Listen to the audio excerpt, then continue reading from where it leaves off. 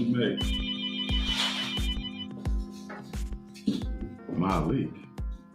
What up, Malik? What? He got shot? Are you sure it was Ron? What happened? Police. Hold tight. I'm on my way, bro. Hold on. I'm out. I'm on my way. Babe, I gotta go. No. Ron got shot. The 14-year-old Okay, boy. leave that to the Black Panthers. Oh. Your fight is towards systematic racism in education. My fight is against racism no matter where it happens. I said no. I'm telling you that my life is saving our people. We've been through this. I got to go. A young man is dead. If you leave, Jermaine. If I leave what? If I leave what? I'm leaving. Bye. No!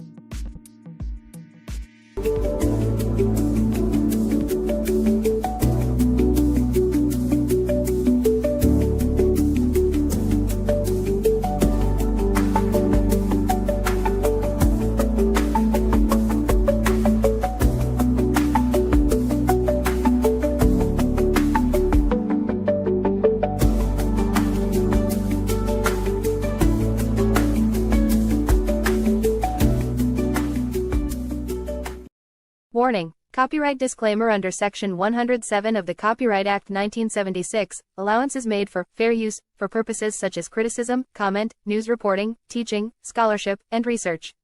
Fair use is a use permitted by copyright statute that might otherwise be infringing. Nonprofit, educational, or personal use tips the balance in favor of fair use. So what I'm saying now is that you're going to have this massive influx of immigrants into the country that are better equipped. They don't have your legacies. They don't have your disadvantages. They're walking across the border. They're going to get a free lunch. They don't have to pay dues.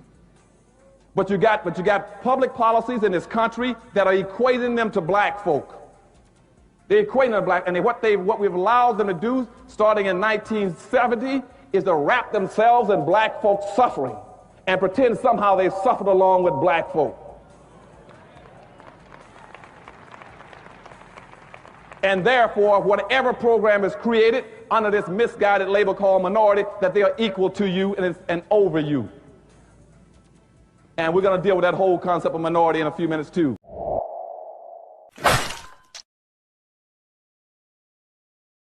What it do, family and friends? Welcome back to the Church of Black Power. If you're not subscribed, go ahead, hit that subscribe button along with the notification bell so you can be notified whenever videos like this drop. Please make sure you're hitting that like and share button so we can beat up the algorithm. Make sure we get this message out to the ears that need to hear. And if you have not done so yet, please hit that link in the description. Go to change.org and put your signature on the petition for reparations. And with that being said, family, I hope you guys enjoyed that little clip of Dr. Kubar Vasquez and his Tubi movie, To Be Found on YouTube. I saw that and I just knew I had to start today off with that. I just knew that we all had to get a nice little chuckle from it. You know, I didn't see Dr. Umar going into the acting realm, but I also never saw Dr. Umar Johnson let his introduce Bigelow, male gigolo, hit the scene. But I got a video coming out on that as well. Shout out to the members. That's already in the member zone for y'all. But like I said, I hope you all got a great laugh from that. Now, today we're here to speak about some situations within the puppet community, because at this point in time, that's all it is. You know, the tethers being used, and they love being used. You know, I originally, when I was making the thumbnail for this, I was trying to do hand puppets, but for some reason YouTube wouldn't allow me to upload that because they say that it's demeaning and derogatory to show black people with white hands up there behind being puppeteered, even though that's a reality, even though that's really happening. But it's neither here nor there. So I took a cue from our good brother Black Truth United. I don't know if you guys seen his last video that he dropped about the messenger. So I saw the strings there, and I was like, you know what? That's a better option. Let me go ahead and throw the white hand up there with the strings, because to be honest with you, no matter what side these tethers are sitting on, whether the left, whether the right, all of these tethers are one and the same, being controlled by the same damn hand. And so we're here to talk about it today, family. We're here to talk about it. Before we jump up into it, let me go ahead and give a B1 salute and a shalom to our sister Hurricane Nisi in the building. Our brother Eddie Foster's in the building as well. Much love to the both of you. Armageddon, DJ Black 909, much love to the both of you. Shalom to our sister Shamika Gray in the building. Much love to you, my sister. Thank you for being here. Shalom to our sister Priscilla Taylor. Thank you for being here, family. Much love to you as well. Our brother Black Truth United is in the building. Much love to you, my brother. As always, thank you for being here. Family Options in the building. Thank you for being here, family. Much love to you as well. Our sister Taste and Teas with Tony is in the building. Much love to you. Thank you for being here, family. Yeah, Umar is a joke. Yeah, absolutely. It is. This joke is becoming ongoing. It's a run-on joke at this point. Salute to Reparations Nations. Much love to you, family. Thank you for being here. Let's see. Black RU. Thank you for being here, family. Much love to you.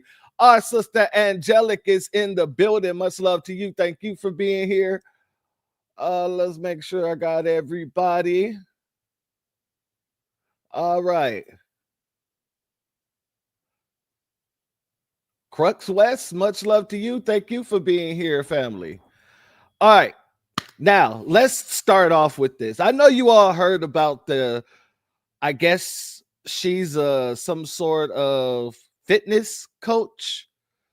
I remember seeing her in certain commercials and things like that, but I never really paid attention to her because it was just this skinny little Nabisco, you know, skin and bones, talking about she was a health coach. I never really paid attention to those type of people, but apparently Julian Michaels, we're going to talk about her today. Julian Michaels went on CNN and had this, you know, back and forth with Abby Phillips, as well as some other Nabisco on there, as well as a tether.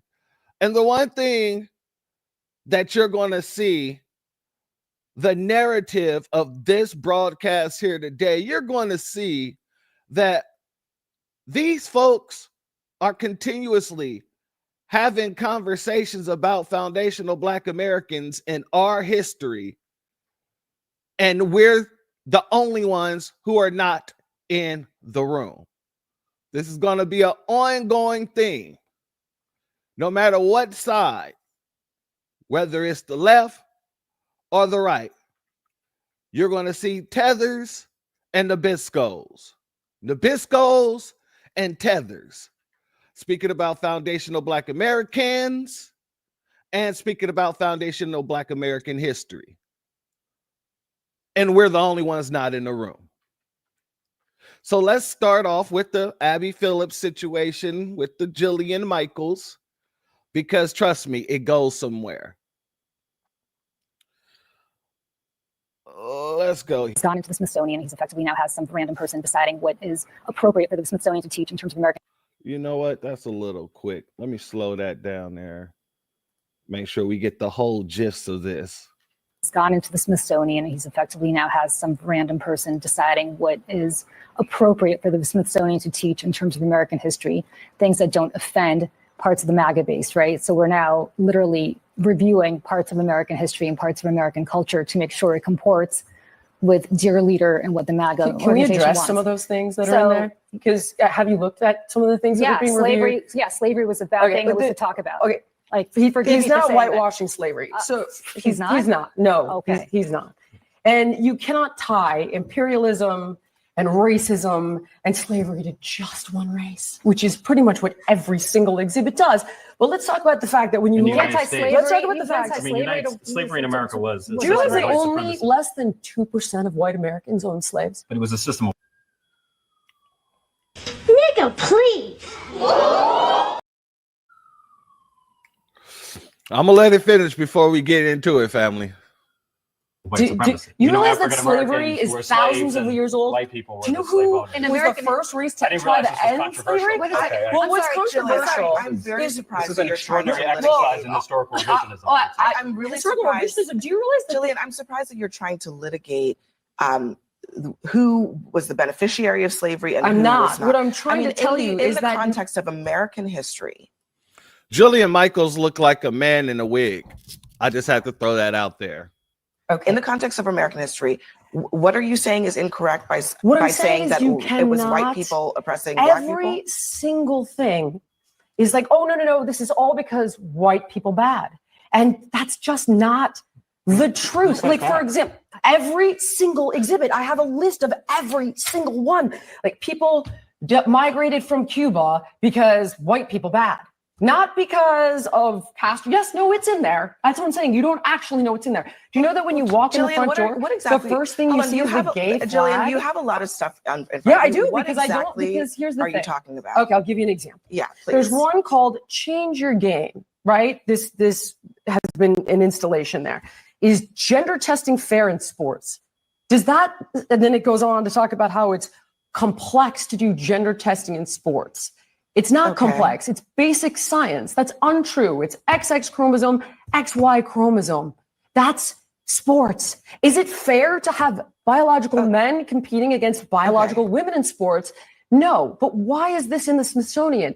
So it's been completely captured. First of all, I don't. And it's totally partisan. First of all, we don't have time to litigate all of this. Of course we don't, because then you're going to lose the argument. If everything is racialized, just like you're trying to do to me now. Excuse me. It's like, I can't believe you're trying to suggest, that slavery is a good thing. Just to be clear, you brought up race. No, this was a conversation about the arts, and you brought up race. It isn't. You brought up. But the whole point of this is that the issue you brought up slavery, and you brought up the question of whether. You brought up the question of whether or not slavery in the United States is about race. The answer is yes. I did not in the United States. Don't straw man my argument, because that's not what I said. So what are you brought talking up about? Slavery, and what I was talking about is that this isn't really about that.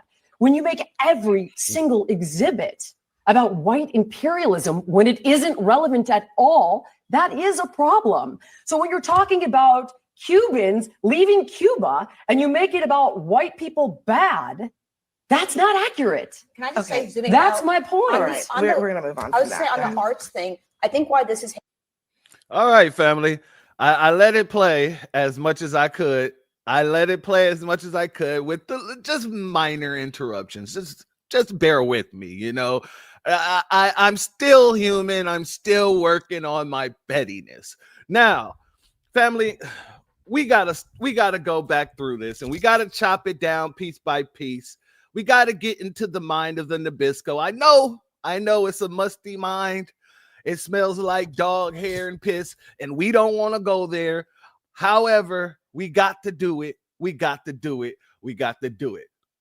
Shalom and shout out to our brother Damon Reeves. Thank you for being here, family. As well as Quasi Black Star. Much love to you. Thank you for being here, family. As well as Shun C.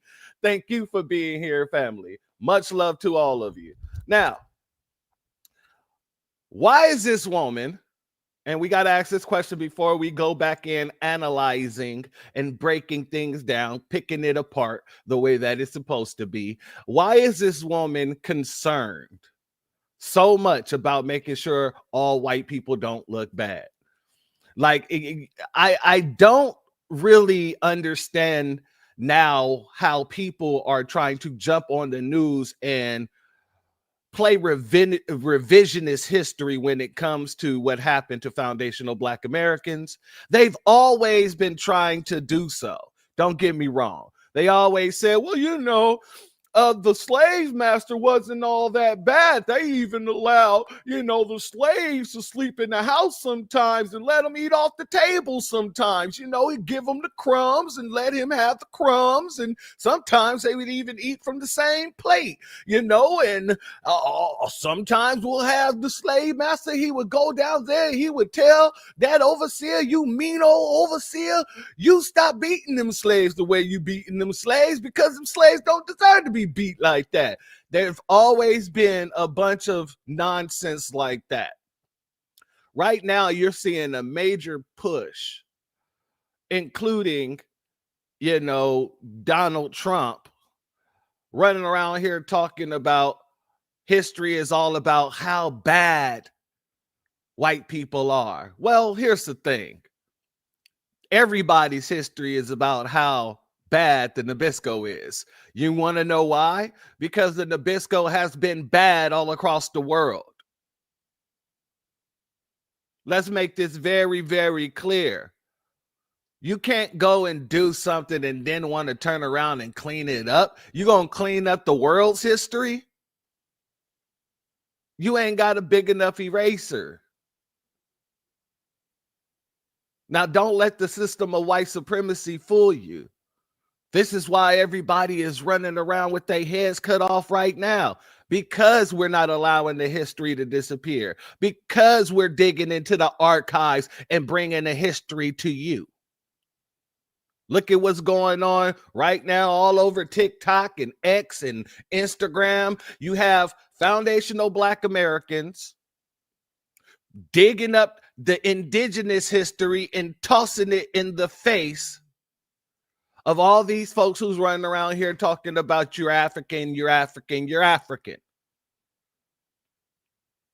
So when we're saying these folks are running around with their heads cut off, that was something that was supposed to be buried forever.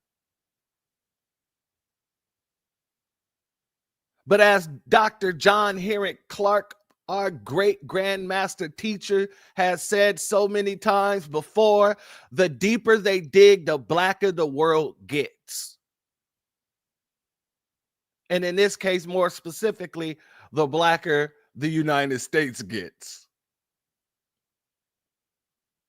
So we got to ask the question, why are they pushing so damn hard in order to revise history? Well, I can only speak for Julian on this end. Well, I can speak to them all. We'll concentrate on Julian at this point in time. Jillian has a little Haitian daughter that she adopted.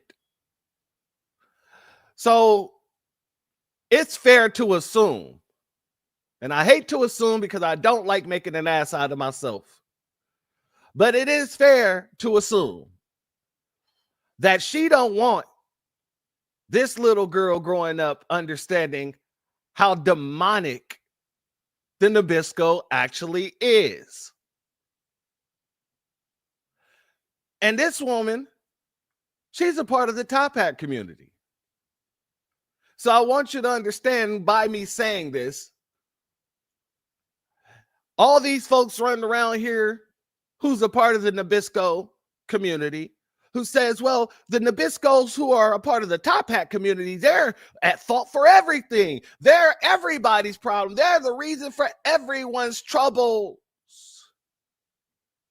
When it's time to get on code with these people, they get on code with these people. And that's why this is a system of white supremacy and not just a gang. Not just a system of prejudice, so to speak. Right? But one could deduce that she don't want this young girl growing up learning how demonic the woman that just gave her a new opportunity in a new land just gave her. You see, these are the type of people who raise people like Tiny Terrence. These are the people that raise people like CJ Pearson. These are the people that raises people like your Kansas Owens and things like that. I'm going to teach you a scrubbed version of history so that you will now grow up and regurgitate that same nonsense when you leave the house. This is how you get them. Salute to our sister, Miss Nisi. She says, Church, you already know my stance on Nabisco's parents adopting melanated children, especially FBA children. No interracial adoption, period. Exactly. I feel you 100-fold. And that's something that the Native Americans got on paper. Whenever a Native child is taken from their homes, somebody within the Native community or their tribe has action at adopting that child before the child is put into the system. That's supposed to be something that we have, because we get so much. Do you get people who target our communities, put our children into the system, all to make sure that people who look like her, who can't have children, not saying she can't have children, but people who look like her, who can't have children, can have action at someone else's. And God knows what they use the children for. Some people told me that, and I want y'all to take this with a grain of salt, because somebody that I knew who was adopted and grew up with white parents, he says that his dad used to make jokes all the time about making sure before they adopted him that they were a match in case he ever needed a kidney. And him telling me that, I looked at him in his face and told him, oh, you have no idea. That wasn't no joke. That wasn't no joke, in my opinion. I believe a lot of them do that. Hence, the movie Get Out, it hits in a lot of different elements when talking about that. But that is something that I've been saying for a long time, that, you know, hey, if you ever need a kidney or something like that, what's the best way to get one if you're farming it there yourself? But I digress. Let's jump back into what Jillian was saying and pick this apart here, because now we can go back and actually see some of the things that she's actually teaching that little girl. Here's some of the things that she's actually telling that little girl, and critique some of the things that little girl don't know is full of nonsense. Salute Kua. Thank you for being here, family. Much love to you. He's gone into the Smithsonian. He's effectively now has some random person deciding what is appropriate for the Smithsonian to teach in terms of American history, things that don't offend parts of the MAGA base, right? So we're now literally reviewing parts of American history and parts. Family, You could see the racism boiling up in her blood. In her blood, you could see it boiling. She can't contain herself. Let me run that back real quick.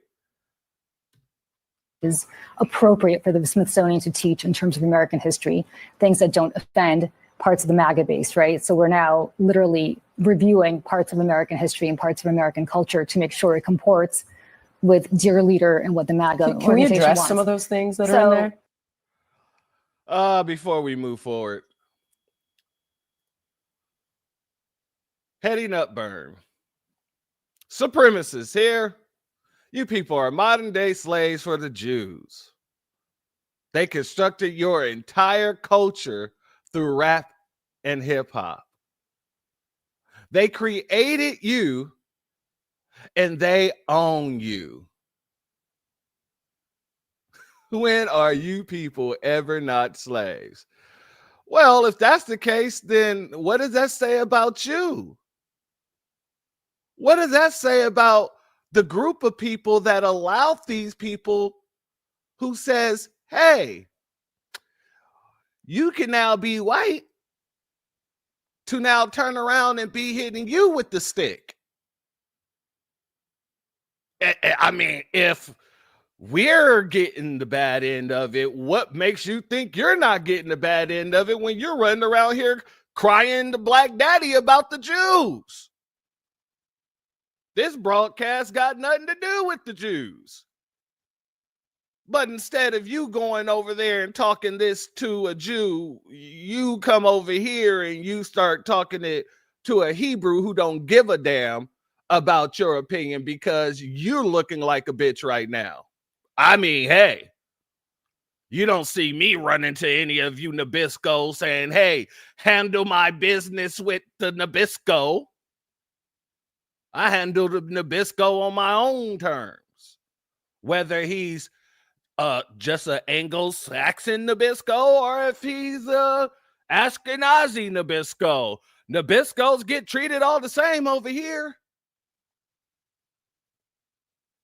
But thank you for your comment. It goes to show how much of a cowardice bitch you are.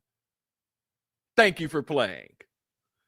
Now, family, let's get back over here. Let's get back over here. Have you looked at some of the things that are being reviewed? Slavery was a bad thing that was to talk about. Okay. Like, he's not whitewashing slavery. So he's not? He's not. No, okay. He's not. And you cannot tie imperialism and racism and slavery to just one race, which is pretty much what every single exhibit does. Yes, you can. Why? Because history shows that that is the case. Whether you like it or not, that does not change history whatsoever. At all. Salute Shabazz, American Freeman. Much love to you. That was a nice read. Hey, I don't know why they think that they can walk up into a room with a foundational and think that they can just make all kind of comments without getting told about themselves. I just don't see the rationale in that. You run to us and beg us to handle situations that you should be handling within your own community. Y'all get on cold when it's time to oppress us. But now you want to sit here and try to talk about how, they're more oppressing us than y'all, right? Then why are y'all whining to us? Shouldn't we be whining? Salute to Sun Kissed by TMH. Thank you. I know that's the Most High, but I got to read it out the way I read it out. Salute to Mia Kim. Thank you for being here. Shalom to the both of you. But yeah, these folks here, they hate the fact that history is showing them for exactly what the hell they are, which is a bunch of savages, a bunch of knuckle-dragging savages. And now I understand, knowing that she has a little Haitian daughter, why she's on here blatantly lying, talking about you can't just tie oppression and racism all to colonialism, all to one group of people. Funny, it was one group of people who was doing it. You can't tie it to any black person around the world. You can't tie it to any black person around the world. Now, these people love to bring up another point, that there was slavery everywhere. Let's let her talk about it. Well, let's talk about the fact that when you anti-slavery, let's talk about the fact. Slavery in America was. Do you realize that only less than 2% of white Americans owned slaves? But it was a system. All right. Even if that is the case, which is that is a far stretch of anything, those numbers are totally incorrect. I can tell you that right now. But let's just say that they were correct. Even if only 2% of white people in America own slaves, 100% of the Nabiscos in America benefit and benefited from that slave labor. Every industry in these United States of America was created and propped up by the slave trade. Everything in America has some sort of hand within slavery. I was online the other day and people are just now finding out that denim blue jeans come from the slaves. Was created by and readily used by foundational Black Americans. This is something that people try to minimize by saying, oh, well, you know, everybody didn't own slaves. Everybody didn't need to own slaves because everybody in this BITCH was already benefiting from the slave labor, whether or not they had a slave themselves. That's how they were able to create this systematic, invisible class of your slave patrol, aka the Nabisco. Because when it got to the point where people were saying, well, hey, we're not seeing any of this money, it's only certain Nabiscos who are actually becoming highly wealthy. This is supposed to be America. I'm supposed to be able to have the American dream. I'm supposed to be able to get wealthy as well. They said, all right, well, I'll tell you what, this is what we're going to do. We're going to go ahead and give you this little badge here. And we're going to tell you that you're a little bit better than the Negroes in the field. Even though we tried enslaving you guys first and putting you in the field. But, you know, you couldn't handle the sun. The sun said, yeah, you're not going to be out here today or any other day. You might as well pack it up. Put the fries in the bag. But, you know, because of that, we had to bring out what we saw in the indigenous. They already knew how to cultivate the land and all that other stuff. Yeah. So what we're going to do, we're going to tell you that you're a little bit better than them, even though you can't stay in the sun. You're a little bit better than them, even though you're living in squalor and you're just a puppet to my gameplay. We're going to tell you what you want to hear because, you know, Nabiscos, they're just stupid when it comes down to systems, when it comes down to race, because, you know, all I got to do is tell you you're better than, and you'll watch everything that you say you're supposed to have come to me. It's the look at the cookie trick. I got a whole plate full of cookies over here. I give you, Nabisco, a plate of one cookie on your plate, and then tell you that the Negro man, the indigenous man right there, wants your cookie. And you will fight to the death to protect that cookie, even at your own detriment.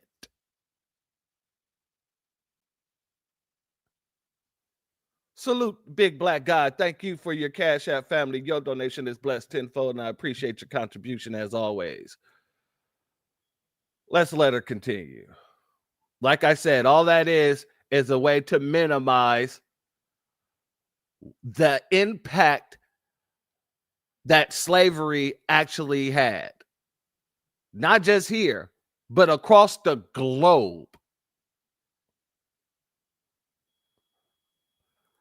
The Most High judgment is coming. Absolutely. That's another reason why they run around with their heads cut off like chickens. Well, run around like they got their heads cut off. You realize that slavery is thousands of years old? Okay, slavery is thousands of years old. Here's another talking point that these people have. Okay, what the hell does that have to do with the price of tea in China? What do I care how old slavery is? I only care how long we went through it. I only cared how long they were benefiting. I only care how much wealth was stolen. Why do I care about where slavery happened somewhere outside of America? I didn't participate in that. My lineage is not tied to that. My lineage is tied here. So every time someone tried to bring up, oh, well, there was slavery everywhere. Yeah, but you're not living in any other place there was slavery, are you? And you're not going against the people who built up that nation, are you? No, you're right here in these United States of America, trying to tell me about some other goddamn country who ain't never had the amount of slavery that we had. Not to the tune that we went through. Show me anywhere across the world where the slaves were not just enslaved, but then their generations after them, every born child was enslaved. Show me where the slave was taken and made into bed wenches or bed bucked. Show me anywhere where the slaves' children were used as alligator bait. Show me anywhere where the slave was taken and had all his limbs tied to different horses, and then the horses being whipped and the slave being ripped in half. Show me anywhere any of that happened. And then you would have to show me anywhere where that was going on, that they built trillions of dollars off of that and became a world superpower. You can't do it. Don't worry, I'll wait. See, what these folks call slavery for thousands of years wasn't actually slavery in a manner in which we went through, that our ancestors went through. No. Because these people were still able to go and learn. They had their own houses. And they had contracts. That's indentured servitude. We was unaliving for reading. They were unaliving us for reading or teaching people to read. Tell me when I'm telling lies. Salute, Retro Gemini. Thank you very much for being here, family. people Do you were know the slave who owners. was the first race to try to end slavery? Wait a second. Well, I'm what's sorry. Who was the first race to try to end slavery? Y'all didn't want to end slavery. Abraham Lincoln said himself out of his own damn mouth, that if he could preserve the Union and keep the slaves enslaved, that he would do it.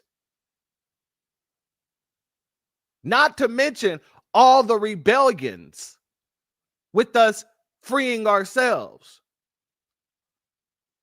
Not to mention the upcoming mass unaliving affair that was going to take place due to the Seminoles getting ready to run out and unalive a bunch of different plantation owners.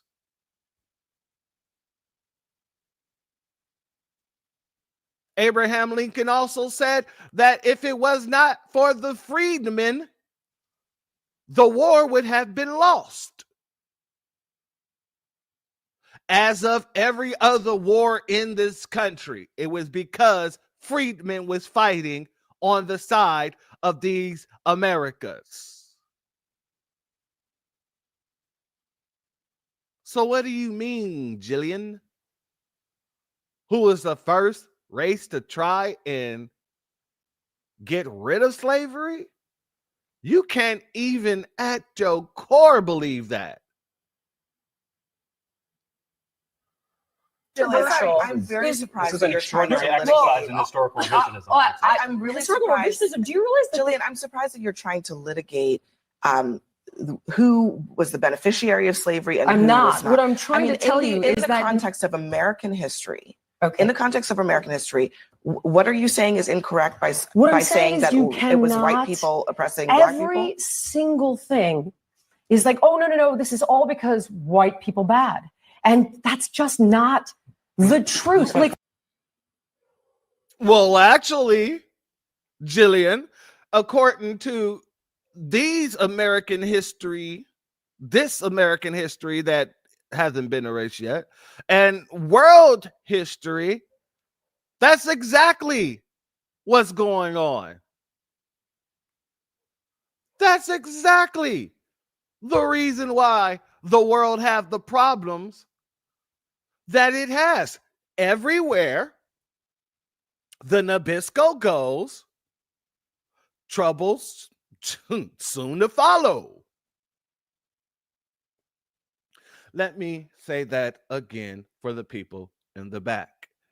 Everywhere that trouble goes is because 9 times out of the 10, the Nabisco went there first. Colonizing people is a Nabisco thing. Black folks ain't never went somewhere and colonized anywhere.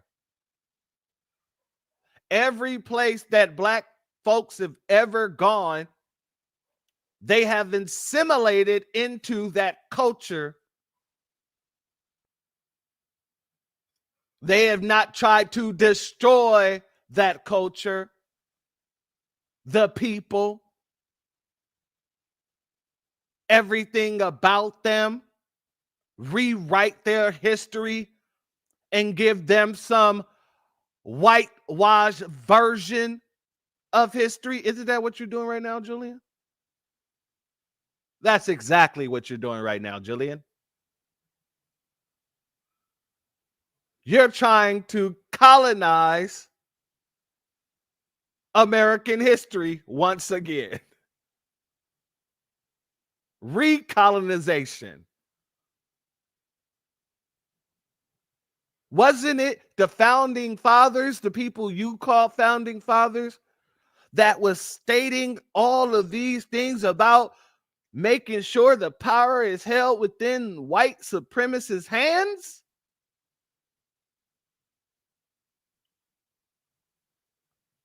They will confine power within white supremacists' hands. So how can you then turn around and say everything that y'all saying is everything bad in history because white people bad. Well, show me where there's the lie. There is no lie in that.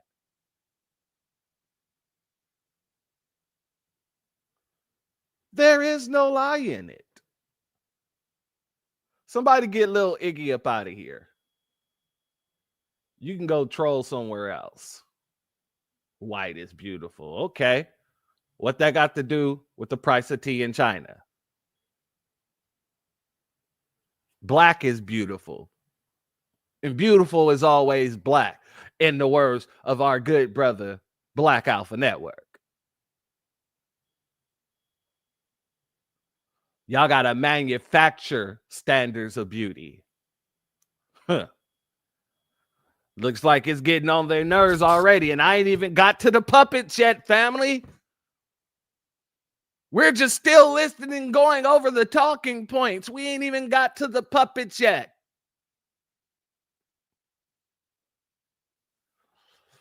Let's get there because we got a lot. We got a lot. For example, every single exhibit, I have a list of every single one. Like people migrated from Cuba because white people bad. Not because of Castro. Yes, no, it's in there. That's what I'm saying. You don't actually know what's in there. Do you know that when you walk in the front? Look, one Nabisco looking at this Nabisco like, what the hell is this woman talking about?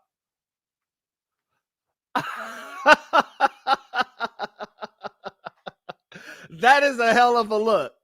That is a hell of a look. What exactly? The first thing you see is the gay flag. Jillian, you have a lot of stuff. Yeah, I do, because I don't. Because here's the thing. Are you talking about? Okay, I'll give you an example. Yeah, please. There's one called "Change Your Game." Right. This has been an installation there. Is gender testing fair in sports? Does that? And then it goes on to talk about how it's complex to do gender testing in sport. Family. Notice how she's jumping from topic to topic and she's not really staying on one point. She's just trying to muddle all this together. She's not doing that accidentally, okay? She's doing that on purpose because what she's trying to do is tie in our history into all this nonsense that she's bringing up about the trans and women's sports and all this other stuff. That's all they do. When they do that, when they're jumping from point to point to point to point, they're trying to equate all of these things together. Salute to our family, Hurricane IQ in the building. Much love to you, family, as well as Leonard Day Yuta. Much love to you, family. Shalom to you. Thank you for being here. It's not complex. It's basic science. That's untrue. It's XX chromosome, XY chromosome. That's sports. Is it? Now, family, don't you find it highly hypocritical or highly interesting? It's highly ironic, to say the least, that these people are always running around here talking about it's proper science, but yet you never want to teach proper history. Oh, they will sit here and talk you down about why the Nabisco isn't the problem for everybody in the world, but then they will turn around and try to convince you that them speaking about proper science should be taken into account. Salute the Black Truth. She looks like she has an XY chromosome with a wig on. Absolutely. With a wig on. Fair to have biological men competing against biological women in sports? No, but why is this in the Smithsonian? So it's been completely captured. First of all, I don't. And it's totally partisan. We don't. First of all, we don't have time to litigate all of this. Of course we don't, because then you're going to lose the argument. If everything is racialized, just like you're trying to do to me now.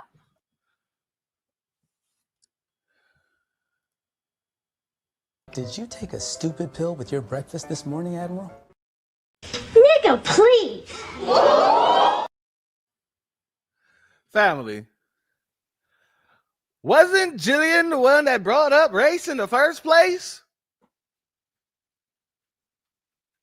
Wasn't this woman The person who brought up race in the freaking first place. Now she's just getting into that Nabisco fragility. She's trying to play victim, throw rocks and hide her hands, her masculine hands.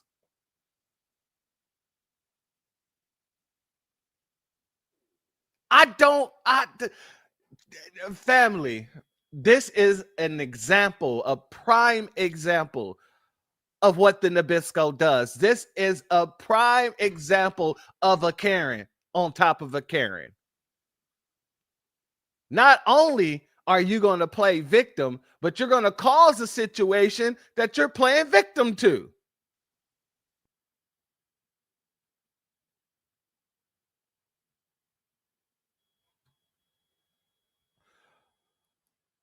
Salute Dr. Sebastian Longstaff. Bruce Jenner looking. Yeah. That's exactly who I see. Bruce Jenner.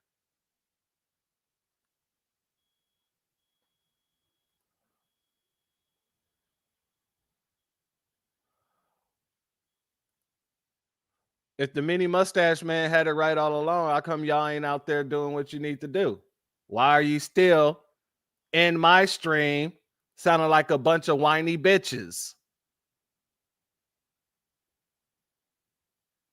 I swear to God, man, you whiny bitches, y'all need to go ahead and get together and have a little whiny bitch meeting where you sit in a circle and you say your name. Hi, my name is Brad, and I'm a whiny bitch online.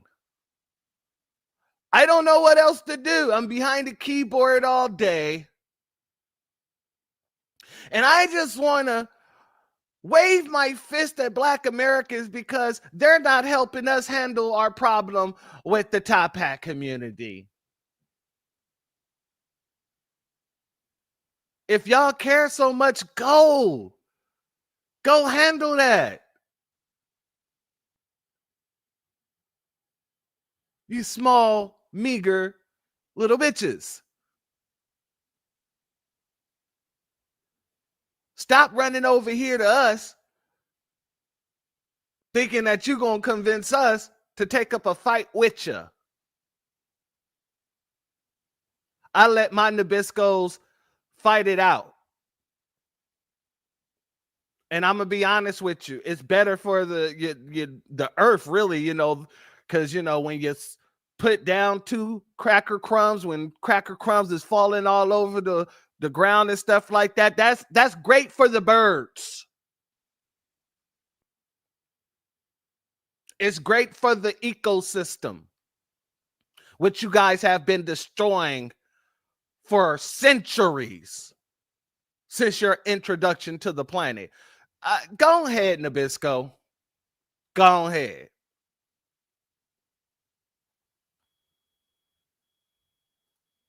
Exactly. Whiny bitch jerk circus.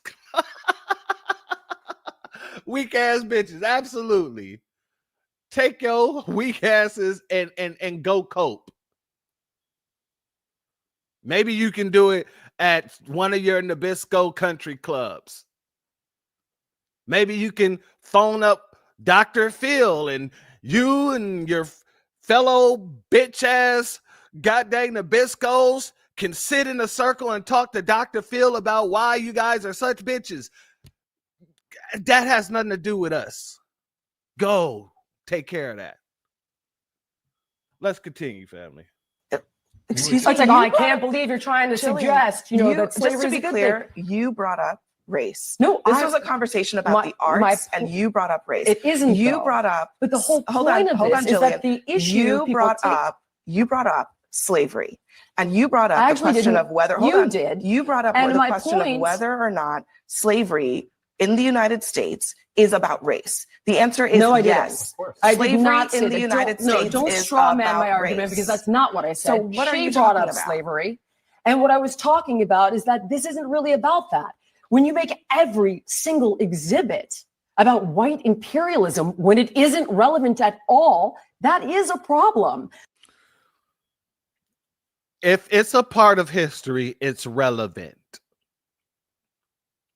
So what you're saying is remove the part of history that makes you guys look the way you actually are, that shows you for the people that you are. But as soon as they start talking about men and women's sports, oh, all of a sudden we got to be factual. We have to stick with the science. And I got to say this as a caveat, ladies and gentlemen. Salute to Edward Jones. Thank you for being here, family. Got to say this as a caveat. I don't believe in women and men playing in the same sports field ever. I don't believe that at all.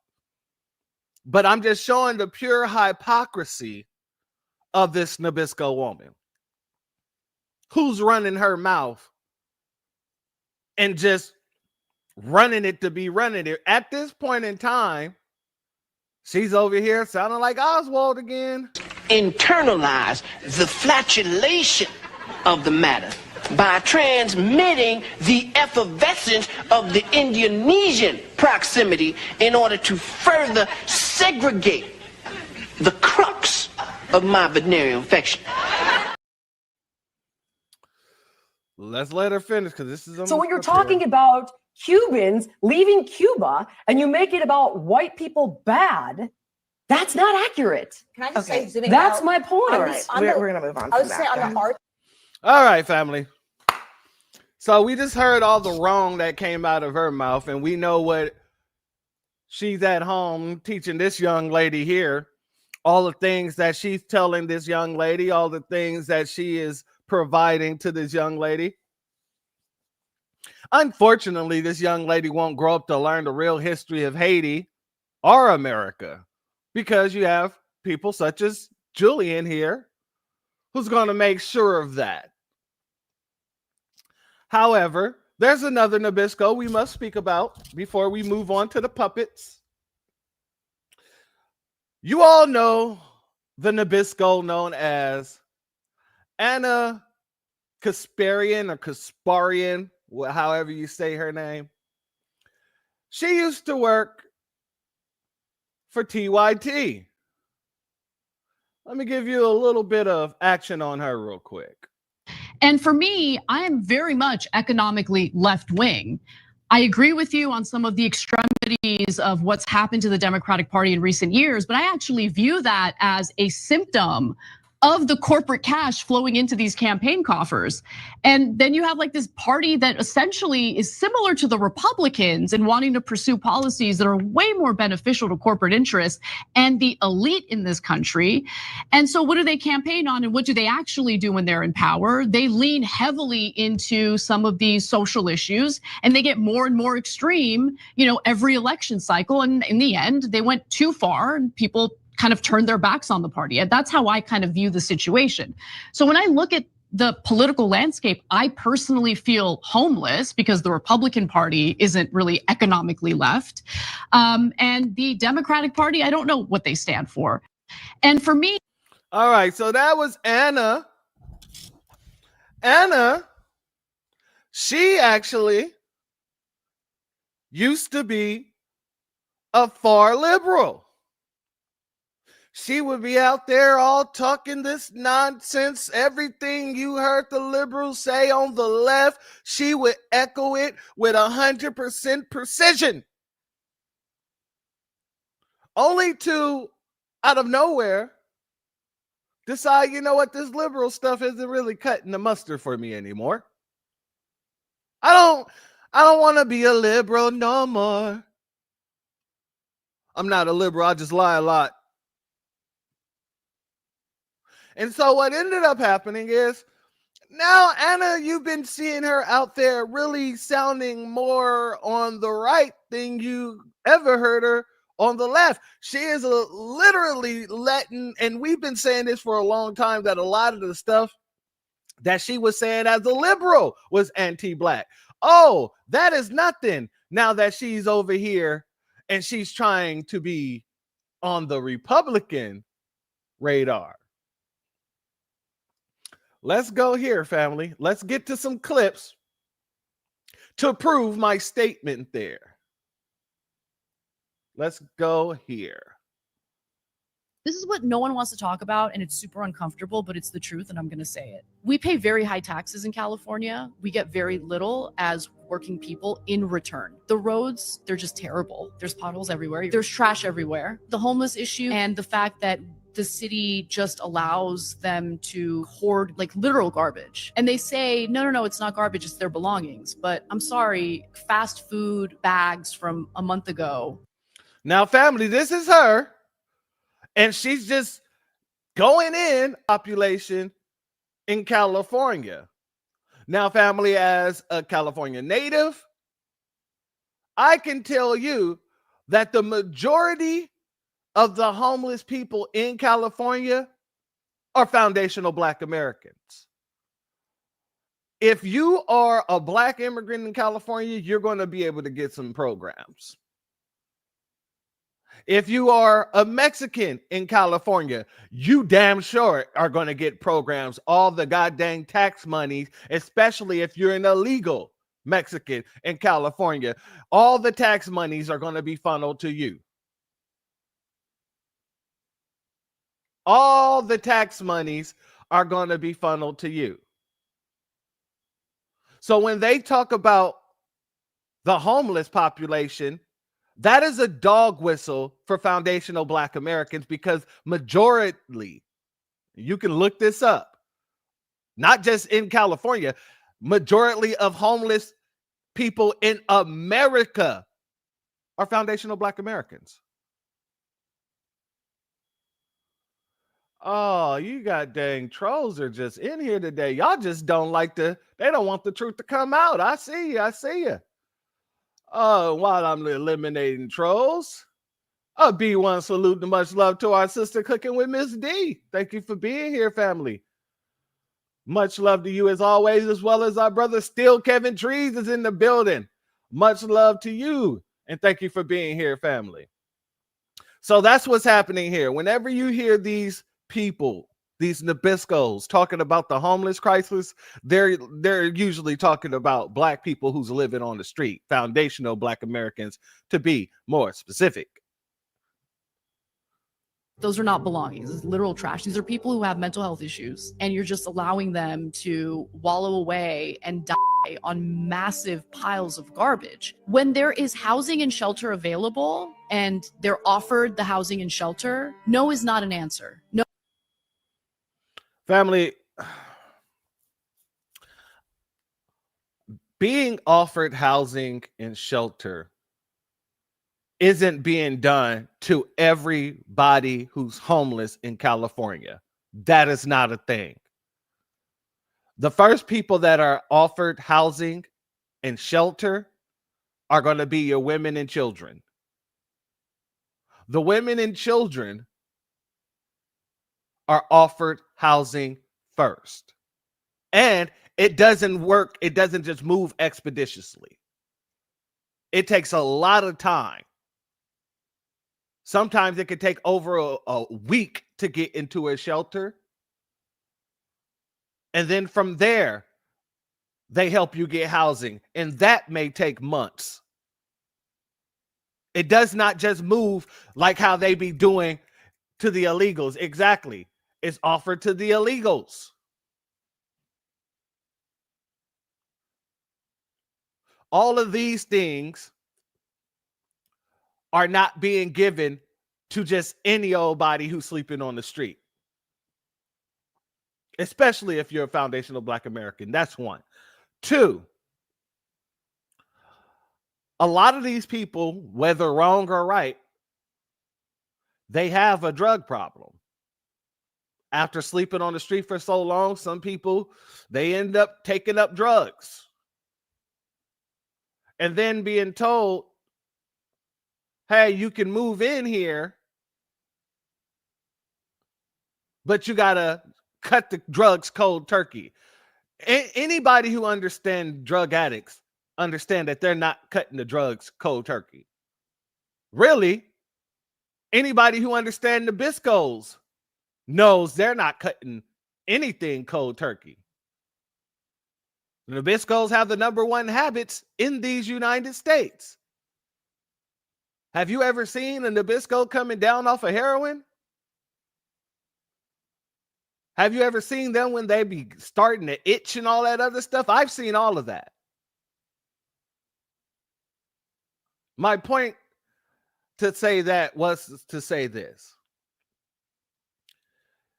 Some people will accept the help if it's really offered, but it's not being really offered. It's being given to illegals. It's being given to women and children. And it doesn't necessarily mean foundational Black women and children.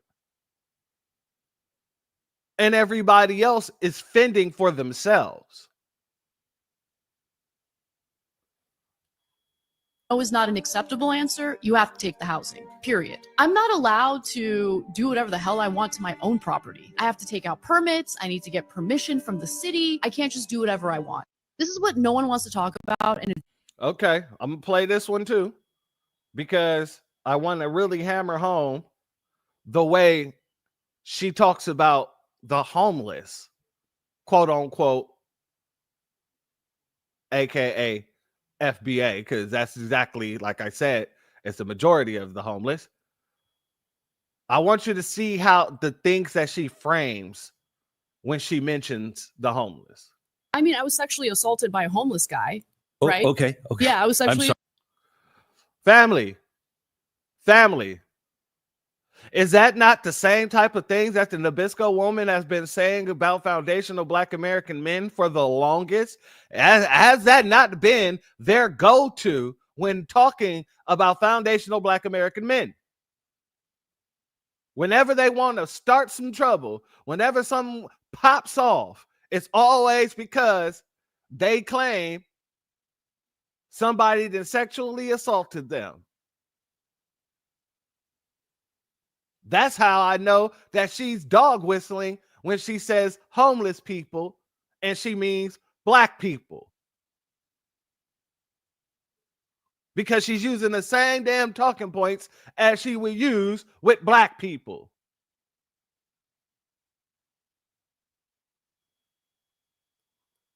I mean, I was sexually assaulted by a homeless guy. Right? Okay. Yeah, I was sexually assaulted by a homeless guy in Los Angeles in my neighborhood as I was walking my dog. Oh my gosh. And it was awful. I mean, I've talked about it multiple times. And look, I don't want to put myself in this position of being like this victim who's looking for empathy, but it is the moment where something very scary happened to me. And why did that? It wasn't just that had happened to me. It was the reaction I received from a faction of the left, okay? The social justice left, if you want to call it that, who think that, you know, in some cases, the criminals are actually the victims and the victims are the criminals. Like, it's insane. And I don't know how big this faction is, but they're loud enough to push me away completely. And so it wasn't that had happened to me. It was the reaction of the left and how they were far more concerned with me talking about it because they felt that was stigmatizing the homeless community. All right. So let's take everything she said there and compare it to how she speaks when speaking about situations that she actually care about, like, you know, Gaza, or she says she care about. So let's go. Let's go here. I want you to see how Anna here gets extra turned up when she's talking about people overseas. But the way she talks about us, she talks about us and she talks about the homeless over here like dogs. But now, look at all the compassion she has for people who are not in a land that her ancestors traveled to gain opportunity. The fact that they have provided more aid into Gaza post-October 7th than pre-October 7th is something I'm very proud of. And if you believe that the Gaza Humanitarian Foundation is not doing enough... The fact that they shoot at people as they're waiting in line for humanitarian aid. Dozens of people get shot and killed literally every single day as they're waiting for food. No, I'm not going to let you filibuster, bitch. I'm not going to let you... Damn! Family. Let me run that back. Gaza post-October 7th, then pre-October 7th is something I'm very proud of. And if you believe that the Gaza Humanitarian Foundation is not doing enough, they shoot at people as they're waiting in line for humanitarian aid. Dozens of people get shot and killed literally every single day as they're waiting for food. No, I'm not gonna let you filibuster, bitch. I'm not gonna let you filibuster. I'm not gonna let you filibuster. Family. Now you see how active she is when talking about people who are waiting on humanitarian aid across the damn globe. But people who need humanitarian aid here in America, more specifically California, because that's where she is, oh, they're everything under the sun except children of God, except the children of the Most High. But yet, you know, she got all the smoke when talking about people who need humanitarian aid across the waters. I'm going to run that back one more time. The fact that they have provided more aid into Gaza post-October 7th than pre-October 7th is something I'm very proud of. And if you believe that the Gaza Humanitarian Foundation is not doing enough, they shoot at people as they're waiting in line for humanitarian aid. Dozens of people get shot and killed literally every single day as they're waiting for food. No, I'm not gonna let you filibuster, bitch. I'm not gonna let you filibuster. I'm not gonna let you filibuster. You guys. Did she call him what I think she called him? Well, my sister Angelic, let's run that back one more time just to be sure. October 7th, then pre-October 7th is something I'm very proud of. And if you believe that the Gaza Humanitarian Foundation is not doing enough, they shoot at people as they're waiting in line for humanitarian aid. Dozens of people get shot and killed literally every single day as they're waiting for food. No, I'm not gonna let you filibuster, bitch. As they're waiting for food. No, I'm not gonna let you filibuster, bitch. Every single day as they're waiting for food. No, I'm not gonna let you filibuster, bitch. I'm not gonna let you filibuster. I'm not gonna let you filibuster for food. No, I'm not gonna let you filibuster, bitch. I'm not gonna let you filibuster. I'm not gonna let you filibuster. It sounds like it to me. Sounds like it to me. But like I said, she has so much passion for people who need humanitarian aid, just not the people who need it in their own damn country. Now, I'm showing this for a reason, family. Hold on, we almost through it. You guys are totally okay with IDF soldiers shooting and killing desperate people waiting for humanitarian aid. You're okay with that. I find it so unbelievably evil. Unbelievably evil. It shocks my conscience and my soul that people as evil as this exist in this world. Okay? Watching these images, looking at these videos, seeing all these kids desperate, hungry, parentless, trapped in Gaza. And you're sitting here and you're defending it. I can't stand it. I can't listen to it. The filibustering is unbearable. It's unbearable. I can't take it. How can you watch all those kids die? Okay, let me bring Gideon back in here. Will you call out Hamas right now to surrender and release the hostages? Do it. Do it right now. Say, I called out Hamas. I called out Hamas from the very beginning. I've got no love for Hamas. It's a terrorist organization. What they did was wrong. I cried over the atrocities that they engaged in on October 7th. But you know what's so disgusting? You want it? Yes, I did. You should watch The Young Turks. That's where you'll see exactly what I had to say about Hamas after October 7th. I even trashed elements of the left who refused to criticize Hamas for what they did. Okay, so you don't have a leg to stand on when it comes to that issue. Okay, you made that clear. But you can't on one hand, talk about the injustice of what Hamas did, and then turn around and say it's okay if Israel does it times 1,000. All right. Now, family, I want to ask y'all a question. Do y'all think that she's genuine on any side? Do you think she really care about Hamas or anyone else? Somebody was calling her out online. They said, reminder that Anna Kasparian or Kasparian, whatever, is a racist idiot and doesn't actually support Palestine. And he put up here and says, I loathe Hamas. They're pieces of shit who kill innocent people. F them. Okay. Here's the last thing we're going to do on Anna right now before we go to the meat and potatoes and start talking about the puppets. Y'all remember when Anna was on TV trying to convince y'all that the CIA don't CIA anymore? Oh, yeah. She got on national television and tried to convince us in the world that the CIA don't be CIAing anymore. Salute number one Switchblade. Thank you for being here, family. Much love to you, as well as Maxwell Jenkins. Much love to you, family. Let's go here, family. There was a time in America where the State Department the Pentagon would orchestrate and carry out coups in, Latin American countries, for instance, or in Iran. Like there was a time when the government engaged in all sorts of unsavory schemes across the globe. That's definitely true, okay? That's not the government we have today. How does anyone look at honestly, I don't think the current federal government is even competent enough to carry out a coup. I mean, they tried multiple times in Venezuela and failed. And the way, some of the MAGA Republicans, quite honestly, talk about the federal government makes me think, oh my God, they're asleep at the wheel. They don't understand just how incompetent the federal government is. They can't get anything straight. They can't get anything straight. And you guys think that they're wiretapping you and they're scheming and they're planning on throwing Tucker Carlson in prison for talking to Vladimir Putin? Really? Yeah. Come on. I mean, look, man, I interviewed the CIA agent a long time ago, about nearly 10 years ago. It was a really amazing interview. She told me about honeypot schemes and stuff and how they trick their targets into thinking that they're gonna get a sexual relationship. Like, it was an amazing, very candid interview. And she's like, look, this whole thing, and that deep state stuff on the right wing hadn't started yet. She's like, the number one problem with the CIA is they've become bureaucrats. All right, family. So this woman is not trustworthy whatsoever, nor is Jillian. Anna isn't trustworthy, and Jillian isn't trustworthy.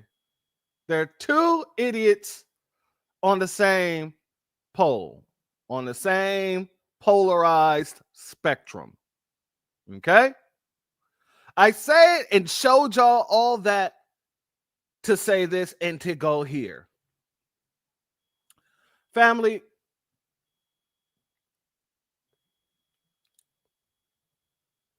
the Tethers are being used to parrot white supremacist talking points, regardless of what side they're coming from, whether on the left or on the right. These Tethers are once again being used as puppets, mouthpieces for white supremacists. Elon Musk retweeted this dude, Kazan, what is it? A CEDU? I don't care if I messed up that name or not, but he's reposting this guy saying that he's a strong thinker.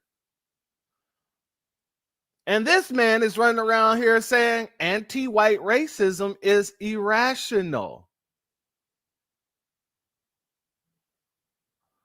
Well, let's go here, family. Let's big this up and hear and see what he has to say. Europeans who are white came. Oh, so he has a clip of him on the news or something, on a podcast or something. I wonder who he's talking to. To West Africa. Right. They saw West Africans. They said, okay, these people are less advanced and this must be fundamental to what they are. They're just a different class of humans, right? And they're inherently worse in all sorts of ways. That was the European mindset. Got it. Oh, there we go. Pow, pow, pow. We got him. We got him, coach. Shit. Got your ass. We got him, coach. So he's talking to somebody who was just talking a bunch of nonsense a few days before he sat down with these people. Okay. Let's see. What else we got here? Fast forward hundreds of years later, I think what's happening is actually kind of a reversal, where now there's people who are saying, oh, white people are inherently worse in some way, but true. Instead of it being technologically worse or civilizationally worse, it's morally worse. So what happens is anytime we have these discussions, because we're talking about race, we're actually focusing on the wrong thing when we need to be focused on the software, not the hardware. There's nothing about being inherently white or inherently black that makes someone inherently morally superior or inferior. But every time we talk about oppression and hostility and hatred, we racialize it inherently. Yeah, you're right. It's race essentialism. Oh, and Anna's right there too. Anna is in the building as well. People know exactly what they're doing until they get exposed. And we're here to expose the puppet and the way they're used consistently. Because now you have this African man who is not foundational Black American, who is not even, he's a first generation. And when I say first generation, meaning he wasn't born here. I don't even know if he has any citizenship. But let's start this over because, you know, I want to give it a fair shot and I want us to go over it together. Europeans who are white came to West Africa. Right. They saw West Africans. They said, okay, these people are less advanced and this must be fundamental to what they are. They're just a different class of humans, right? And they're inherently worse in all sorts of ways. That was the European mindset. Got it. Now notice how she's sitting there allowing him to spew all of that, and she ain't give him no pushback. She ain't give him no pushback in the very same way that she gave to the other Nabisco on Abby Phillips' show. She wasn't sitting there with an irritated face just waiting to respond. Why? Because the talking points that he's using are hers. These are her talking points that she was just making on Abby Phillips' show.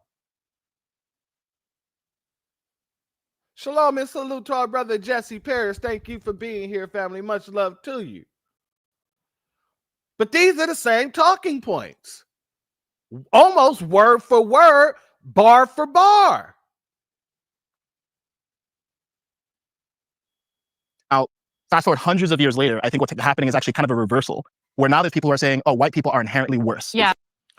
First and foremost, you got dang Tether. We are not sitting at the table playing Uno. This isn't racial Uno. You ain't about to sit here and try to slap a Uno reverse card on me talking about all of a sudden everything is switched. Well, if it's switched, show me the institutions that foundational Black Americans control, own, or benefit from. Go. If it's switched, show me in the court system where I'm FBA and I say so applies. Where FBAs are getting, whether they did a crime or not, they're either getting softer punishments than the Nabisco. You're not going to find that. So you're not going to sit here and try to talk about, oh, everything didn't switch. We're not playing Uno reverse. We're not doing none of that. This is not racial Uno. Salute Astarte Jones. Much love to you and shalom to you, family. Way, but true. Instead of it being technologically worse or civilizationally worse, it's morally worse. So what happens is family, if they're not morally worse, who is? Historically, not just here, who is the most moral bankrupt people around the planet? It's the Nabisco. That's why they always got to run to us whenever situations happen to see where we lie. Because we're the one that has any type of credibility around the globe. It isn't the Nabisco. Because of how morally bankrupt the Nabisco is.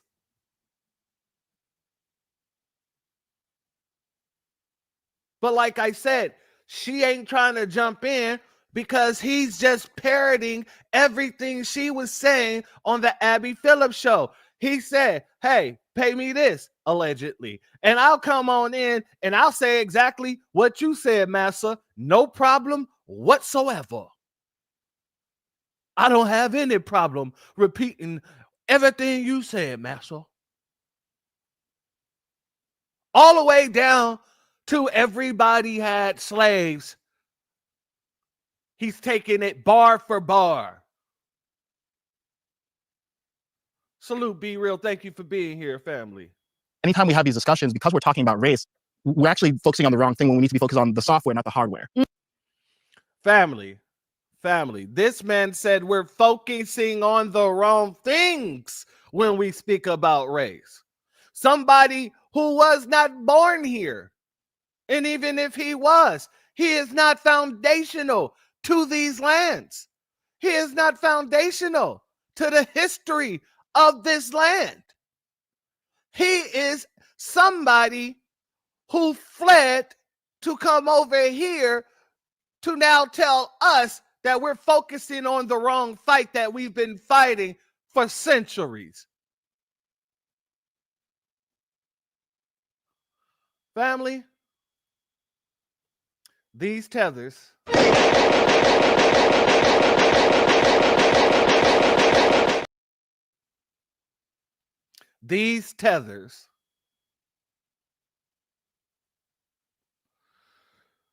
oh geez. Salute to our family, Quasi Black Star. Thank you for your super sticker, family. Your donation is blessed tenfold, and I appreciate your contribution as always. Let's let this dude continue. There's nothing about being inherently white or inherently black that makes someone inherently morally superior or inferior. Family, y'all hear them over here humming as if he's saying something so profound? And all he's doing is saying the same damn things that was said by the Nabisco woman. But all of a sudden they're, eat, you're eating, yum. But every time we talk about oppression and hostility and hatred, we racialize it inherently. Yeah, you're right. It's racist centric. Because it is racialized historically. It isn't just inherently, it's historically. The reason why you fled. The reason why you fled 9 times out of the 10 has something to do with white colonialism. With the Nabiscos coming over and taking over your lands and giving you very little while they take the much. And I don't even know where he's from. It's just the same old story over and over. I know it's Africa. It might be Nigeria.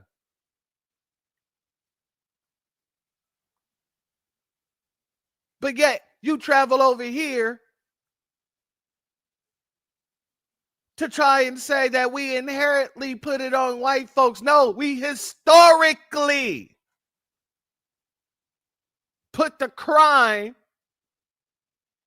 of slavery where it belongs, at the feet of the Nabisco.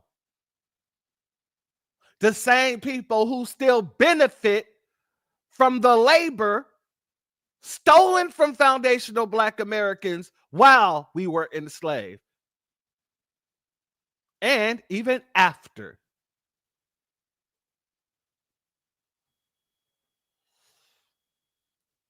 He got a Nabisco. Hey, you know what? I wouldn't be surprised if he did.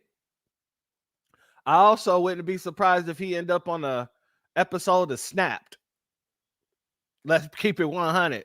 So we say, oh, all white people. Well, what about Slavic people? Like Slavic, the word literally comes from slave. So Slavic people, like in Eastern Europe, they're enslaved by the Ottoman Empire. Yes, right? yes. Oh my God, I love you so much. Yeah. You see how this Anna chick then sat there and she lost her shit when he said Slavics enslaved people too. The word comes from the Slav. Yes, I love you so much. Slave. So Slavic people, like in Eastern Europe, they're enslaved by the Ottoman Empire. Yes, right? yes. Oh my God, I love you so much. Yeah, so the slavery all throughout history. Family, I don't give a damn about slavery no damn where else.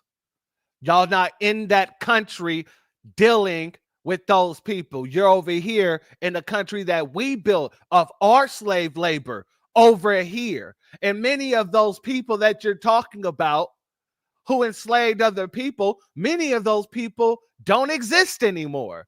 Many of those people have spread into all these different tribes and created a whole different group of people within the Arabs, within god dang the Slavics.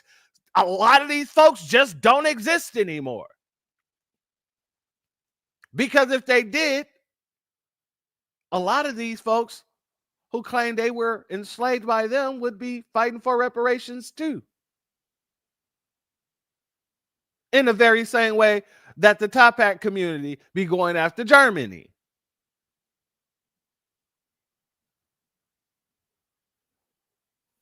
But what happens is in America, we become so hyper fixated on what happened in America, which is important. Of course, we should mention slavery, and you never deny.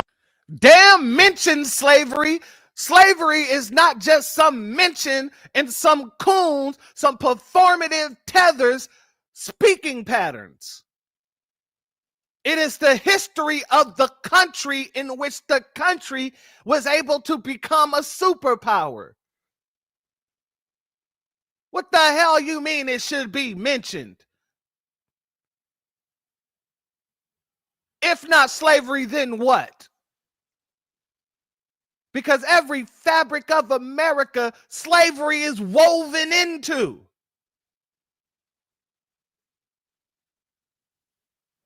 Every single fabric of these America's slavery and the benefits of it is woven into these United States.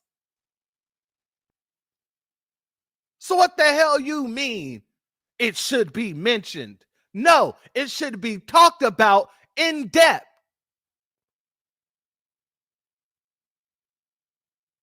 It should be never forgotten. In the very same way, the Jews run around here, or the Jewish run around here talking about never forget about the Holocaust. The same way that the families of the victims of the 9/11 situation run around here talk about never forget. It isn't about just being mentioned. It's about never forgetting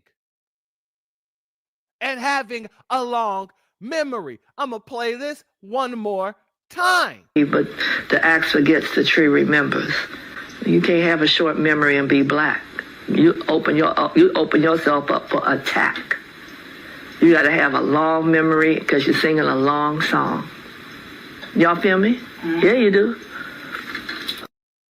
So what in the hell is this African, this tether talking about? He doesn't know. He's just parroting what the Nabisco woman was talking about. Shalom and salute to our sister Donna C in the building. Much love to you. Thank you for being here, family.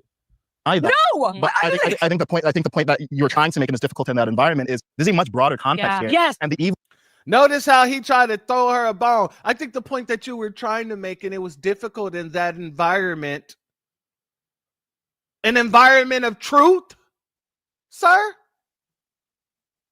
Now, I'm not saying that CNN be telling the truth all the time, but when they were holding her accountable for the nonsense she was saying, that was absolutely truthful. And I can call a spade a spade. So you're saying that she could not voice her lies in a space where they were holding her accountable for telling lies? Is that what you're saying? I think you meant, but it was difficult in the environment you were in.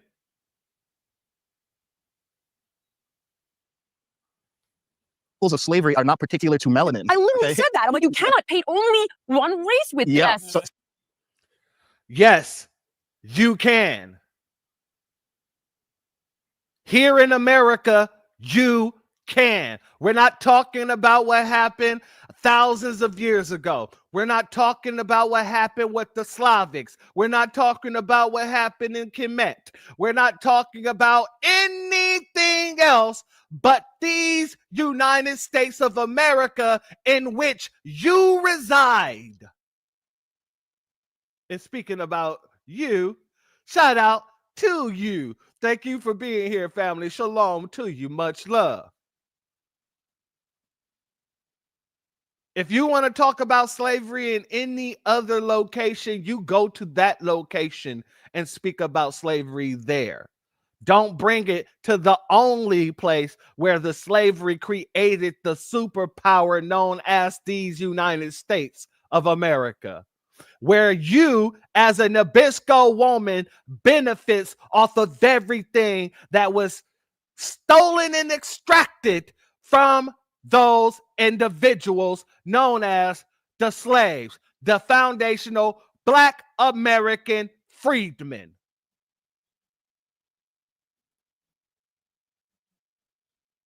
And not all white people perpetuated this. Exactly. Hold on. Whether all white people perpetuated it or not, they was in agreement because they were benefiting from it. When your ancestors immigrated here, they immigrated to a land that was being built off of the slave labor of my ancestors, not yours. The same thing goes for Anna's people. The people that was given the Homestead Act, where y'all was getting acres upon acres upon acres of land just for being a Nabisco.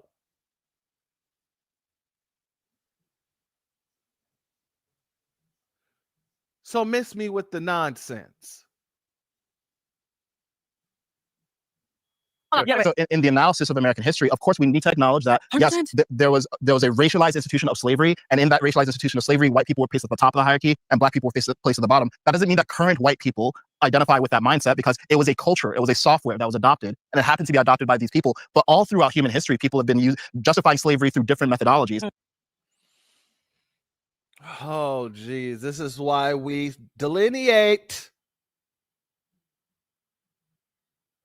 Today's methodology speaks about how the Nabisco continue to benefit off of the labor that was stolen from foundational Black Americans. How that wealth has been compiled and hid away from foundational Black Americans, all in the white community. Passed down from generation to generation to generation. So whatever they believed back then, it doesn't have to be the same thing they believe today, because what they're doing is fighting to maintain a system in which they still benefit from today. They're fighting nothing to dismantle that, because they don't want it dismantled to begin with. You don't sound smart. You sound idiotic. And this is why we don't want Tethers speaking for us. You don't even have the smallest, the meager amount of education in order to have these conversations. You have indoctrination.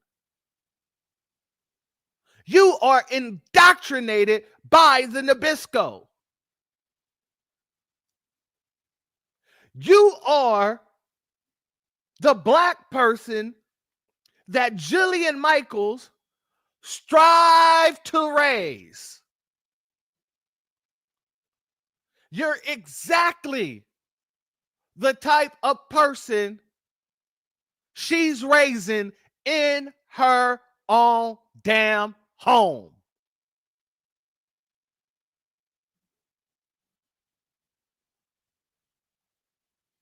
Let's make that clear.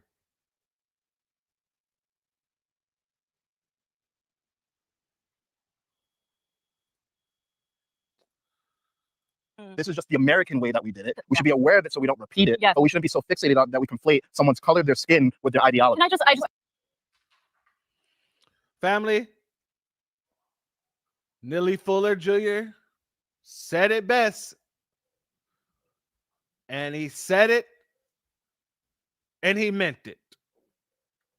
If you don't understand white supremacy, what it is and how it operates, everything that you think that you know will only confuse you.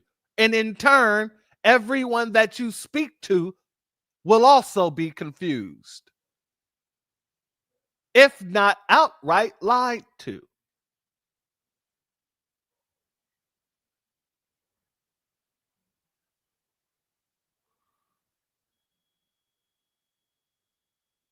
want to follow up on one thing he said before we lose the thread.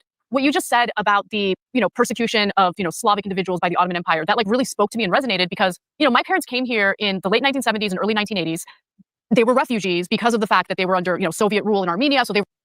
So you came here off the backs.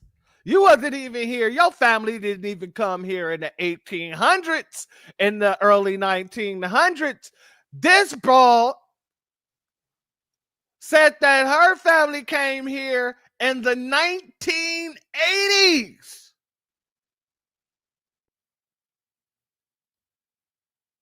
Family, let me say that one more time. This broad said that her family got here in the 1980s. Bitch, why are you even talking?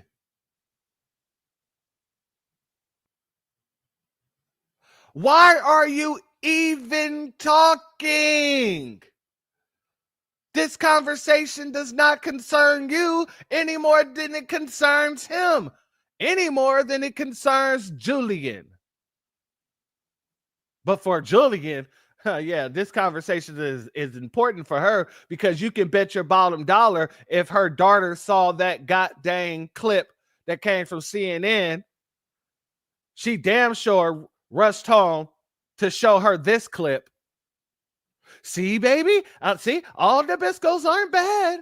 See, now we got somebody who looks just like you saying it, understanding that not all of us are bad. There's some good ones out here.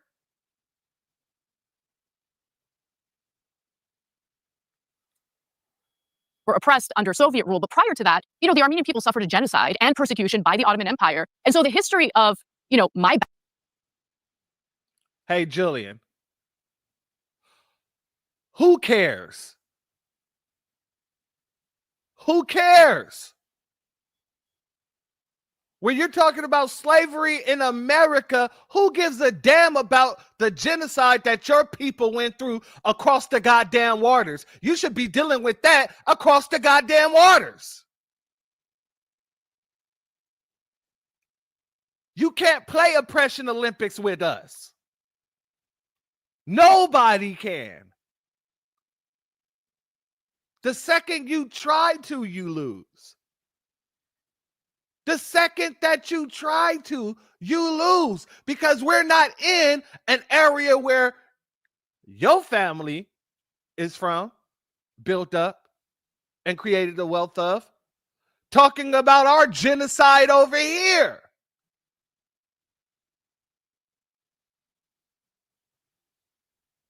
So let me say this with the full of my whole chest. Damn what you got to say about your genocide. This ain't about you. This is about the history of America and foundational Black Americans.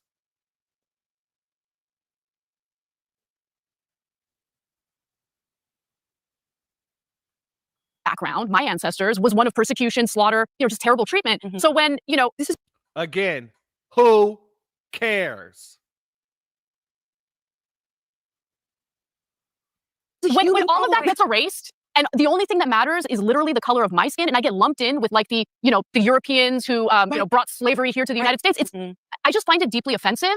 And what it does is it creates this environment of it breeds more racism. And that's you still perpetuate the same system that oppressed foundational Black Americans during slavery. Oh yeah, you're absolutely complicit. That's like all those folks that's talking about, well, why should I have to pay reparations? Why should I have to pay anything when my family wasn't even here? We didn't get here until the 1980s, and we didn't get here until the 1990s, and we didn't have anything to do with it. You moved to a country that you knew had a debt and prioritized Nabiscos over foundational Black Americans. Yes, you moved to a country that had a caste system, a racial caste system, and you moved there because you knew you would get all type of free giveaways and free trinkets and have, all this non-competitive action at resources. So you absolutely owe. When you pay your taxes, you don't control where the tax money goes. The government spends the tax money where the hell they spend the tax money. We didn't want it going to illegals, but California and New York and Chicago and all these other safe havens, these democratic cities, spend your tax money with the quickness. All these Republican states spend your tax money on racist, on goddamn, what are they called? On goddamn super PACs, things like that. All that, your tax money, you don't control that. So stop talking to me about how you feel as somebody who got here, who's still benefiting from all the atrocities that these Americas have done to foundational Black Americans. Bitch, you made a choice. In the very same way of all the freaking people who migrate here and say, oh, well, we should be a part of your reparations claim too because we all experience racism. No, bitch, you make the conscious decision to move to a country that is literally predominantly racist, that has system after system after system built off of racism all the way to the core. So you do not get to move here and expect to be a part of a repairing situation, and you're not even a part of the damn people who didn't have a choice in the matter. You had and made your choice. You could have moved anywhere around the world, but you decided to move to America to participate in that same system that's been oppressing us for centuries.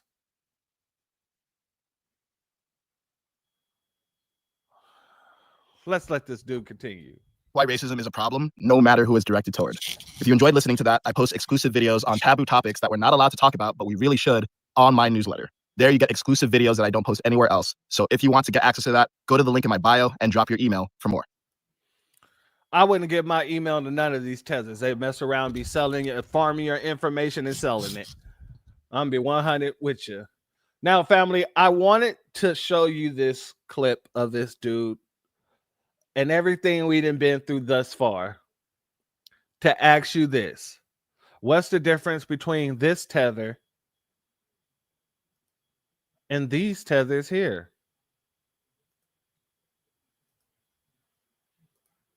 My first claim is it is undeniable that reparations are just and necessary.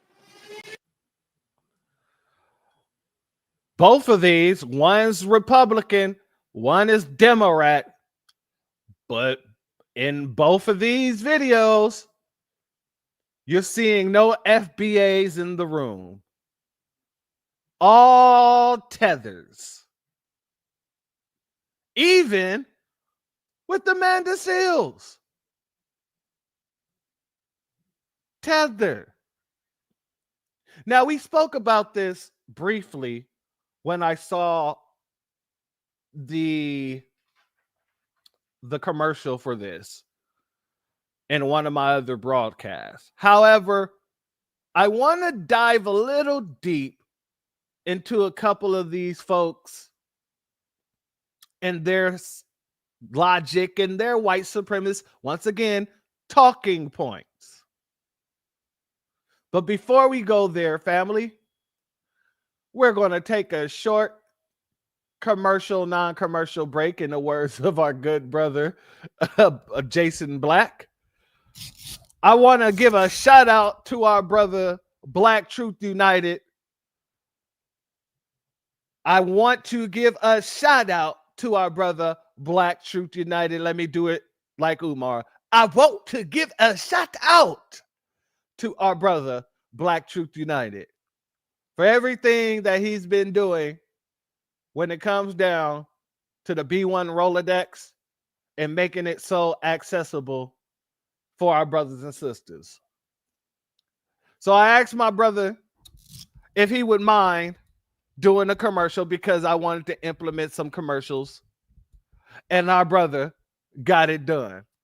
So without further ado, the premiere of the B1 Rolodex ad. Introducing the B1 Rolodex, the easiest way to search for and support FBA and B1 businesses. Hundreds of entries from the Black grassroots for the Black grassroots. Free to use, free to download, constantly updated. Trouble navigating the document? Try using the map version. Notice a business missing? Use this simple Google form to submit an FBA or B1 business. Also submit anti-Black businesses, which are now being collected in that last tab. Find resources, contact numbers, and much more using the second tab.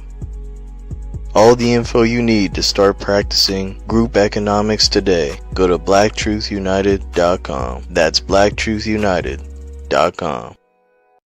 Rest in peace to Chadwick Boseman.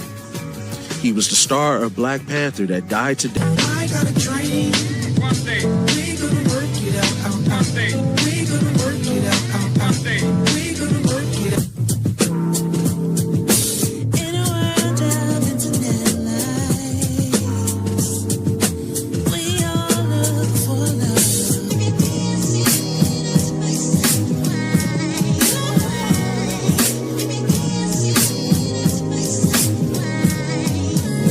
You're listening and tuning into the station with the best music. Best music. I love the music. Best music. Classic radio. Broadcasting live. They say doing the same thing over and over again and expecting a different result is insanity. I say it's stupidity. We as Black Americans have been voting for the Democrats with over 90% of our votes going to them for the past 60 years. And what do we have to show for it? I'll tell you, we are 15 to 20% of the population, but nearly 60% of the homeless. We have aborted over 20 million of our black babies. Our wealth is heading backwards, and we own less homes now than we did during Jim Crow. I'm not saying vote for the Republicans. I'm saying don't vote for any party. Vote for good policies. If anyone comes to us and they ask for or demand the black vote, you tell them to show me your black policies. I am Greg Marcel Dixon, and I approve this message. Shout out to our brother Marcel Dixon, you know, always putting it down, always putting in work. And also, once again, shout out to our brother Black Truth United. Much love to you. Much love to you. Much love to you. Now, let's get into it, family. Let's get into it. Black conservatives. My first claim is it is undeniable that reparations are just and necessary.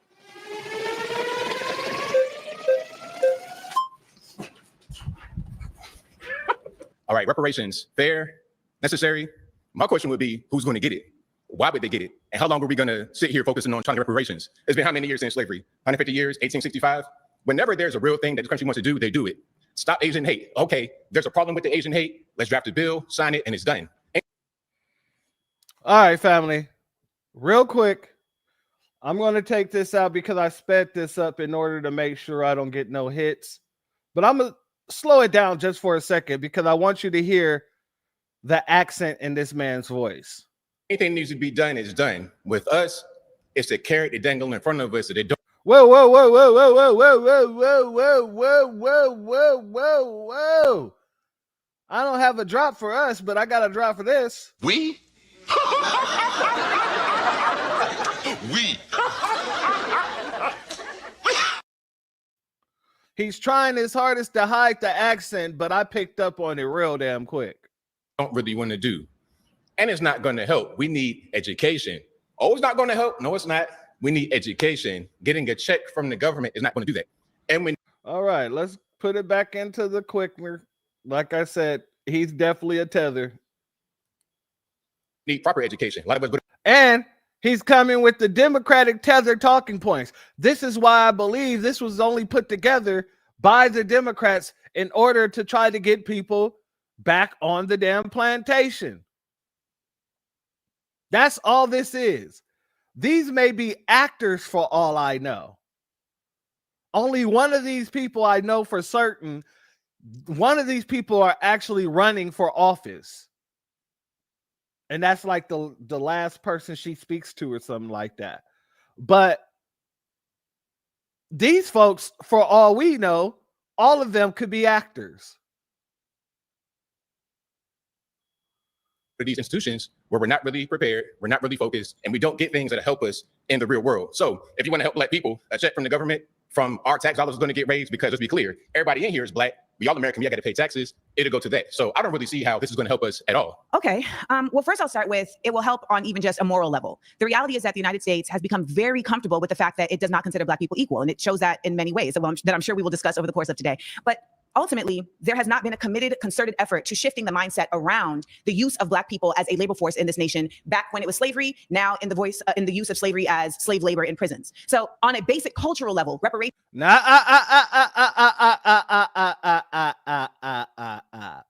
That's why I wanted to go through this a little bit. Because even with Amanda talking about she believes in reparations and they're just due, notice what she just did. She tried to not just make it about slavery and the stolen labor of the foundational Black American freedmen. She tried to make it about prison labor as well. So now it's going to go into this situation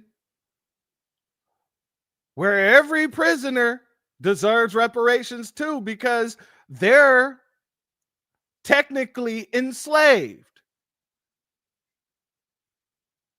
Understand what she's trying to do by saying that. She did not have to mention prison labor, which, yes, is technically a form of slavery.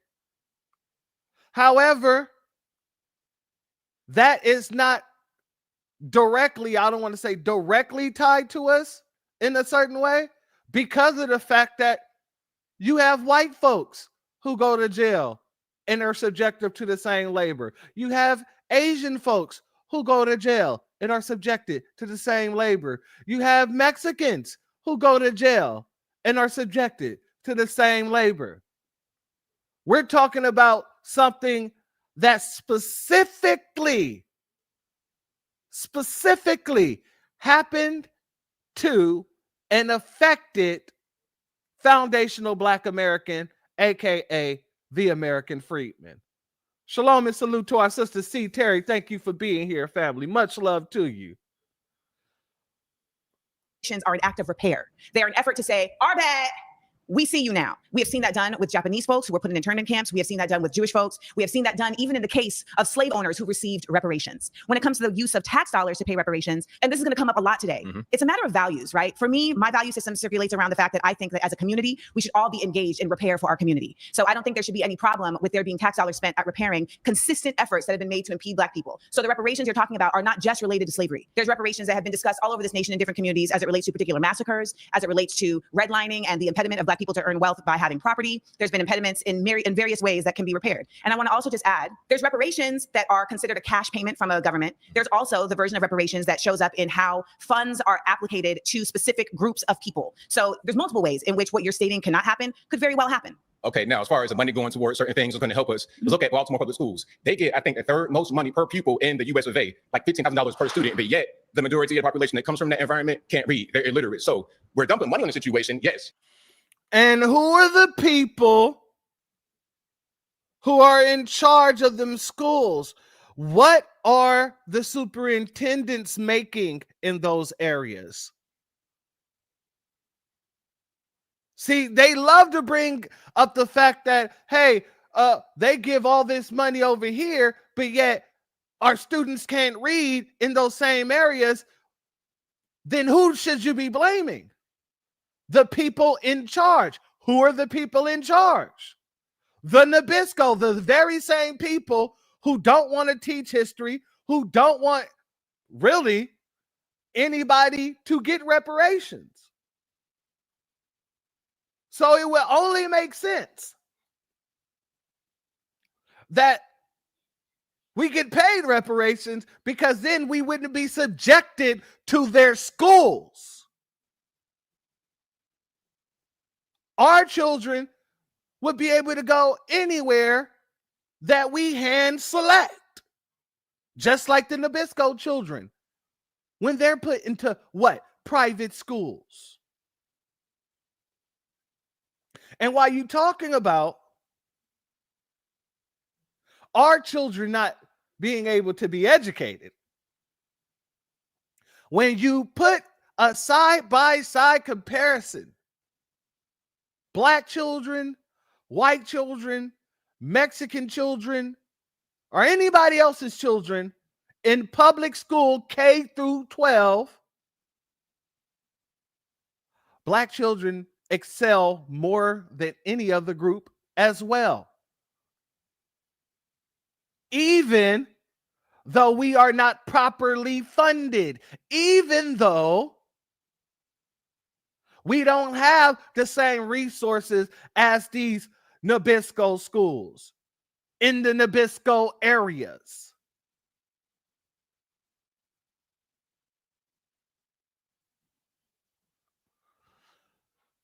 Let's let them finish. But yet we're not getting the results we should get from it. Money's not going to help the thing. We need to just focus on what we need to focus on. As far as Black people being... Family, when have you heard any other group said money isn't going to help anything?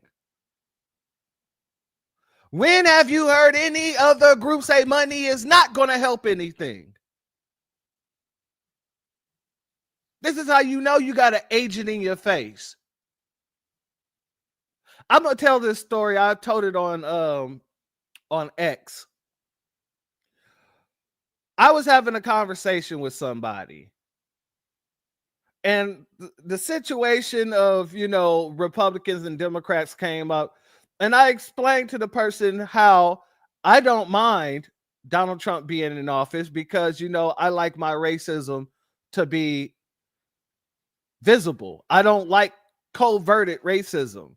If you're going to be racist, if I got to deal with racism, I'll deal with racism overtly, as long as, you know, I don't have to deal with any other groups while doing so. Even if I have to deal with any other groups, I still want my racism overt, because it keeps you aware, it keeps you awake, it keeps you alive, and it also shows you your enemy in real time. Do you know what this person told me? This person said, I'd rather have covert racism because at least the country doesn't look like it's racist. I said, so let me get this straight. You would rather basically what he was saying is he would rather the Klan to put back on their hoods. But I asked him, I said, so you would rather not know who your oppressor is and fight somebody in the dark? The person said yes. And then start to try to elaborate. In the middle of him trying to elaborate, I walked away. There was no other need to continue the conversation. Only an op would say something like that, or somebody who don't have the right state of mind. And I'm not going to sit here and argue with either one of those type of people. We're not going to debate. We're not going to go back and forth. We're not going to have a dialogue. You're an agent, or you're just stupid and don't know what the hell you're talking about. Either way, you know. And that's exactly what this man is presenting to me and to you and to the whole world. I think I saw in the chat somebody put that he has a YouTube page, a YouTube channel. I wouldn't be surprised. Like I said, I feel like the Democrats just reached out to a bunch of people and said, hey, we'll pay you to come and spew some of these anti-black talking points. Salute to censored truth, uncensored truth. Excuse me. Much love to you, family. Thank you for being here.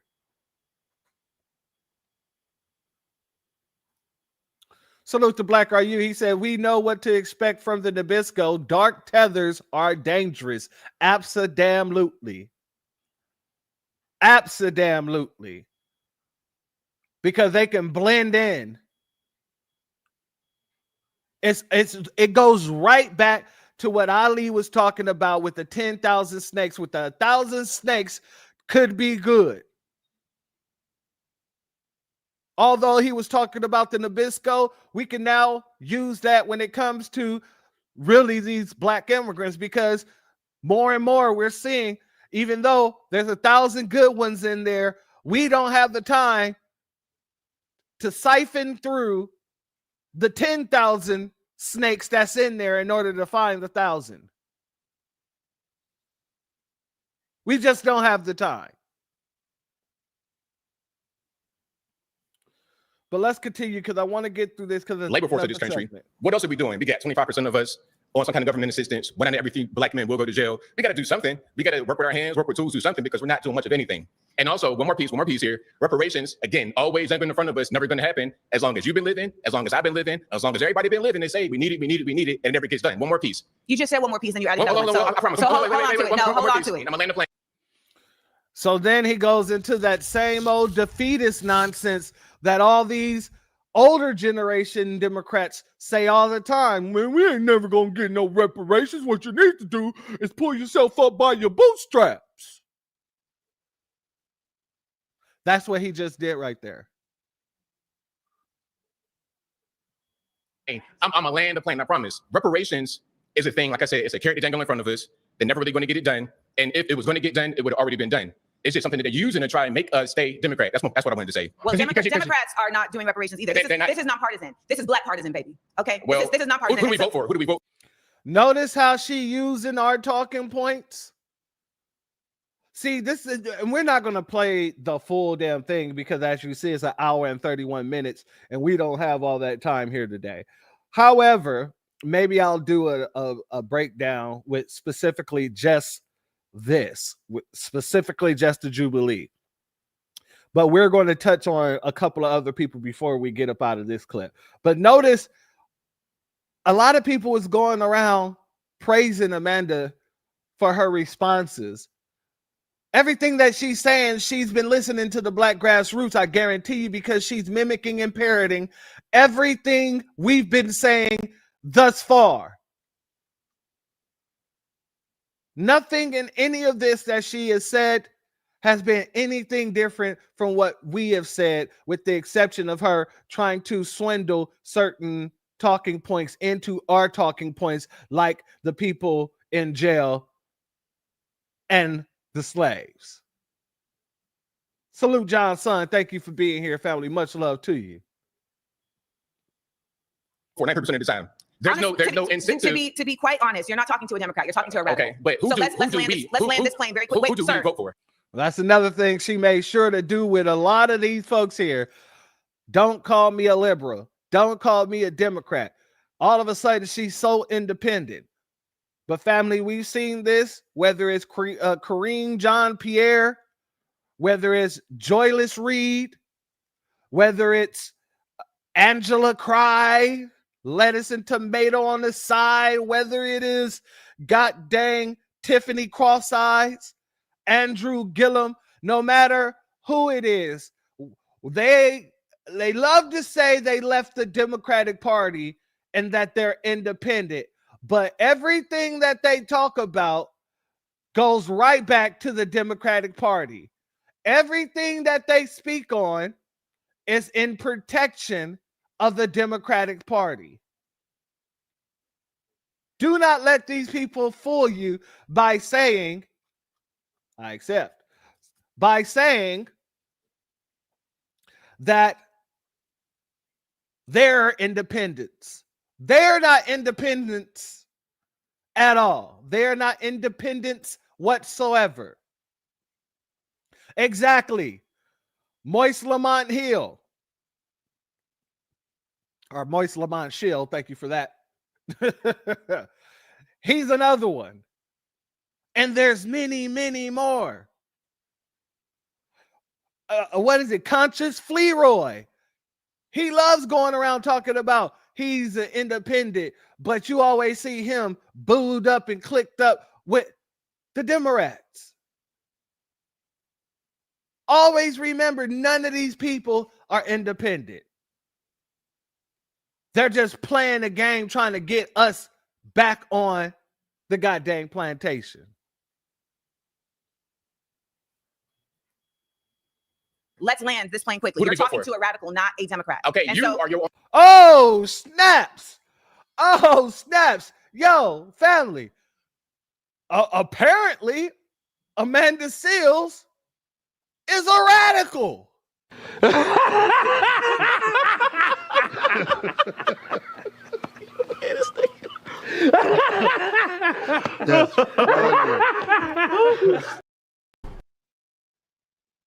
Get your man.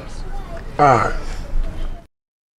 Hey, somebody better come get Amanda Seals. Somebody better come get her. Now, let's move here because I want to get more of what the other tethers are saying. I just want to highlight this.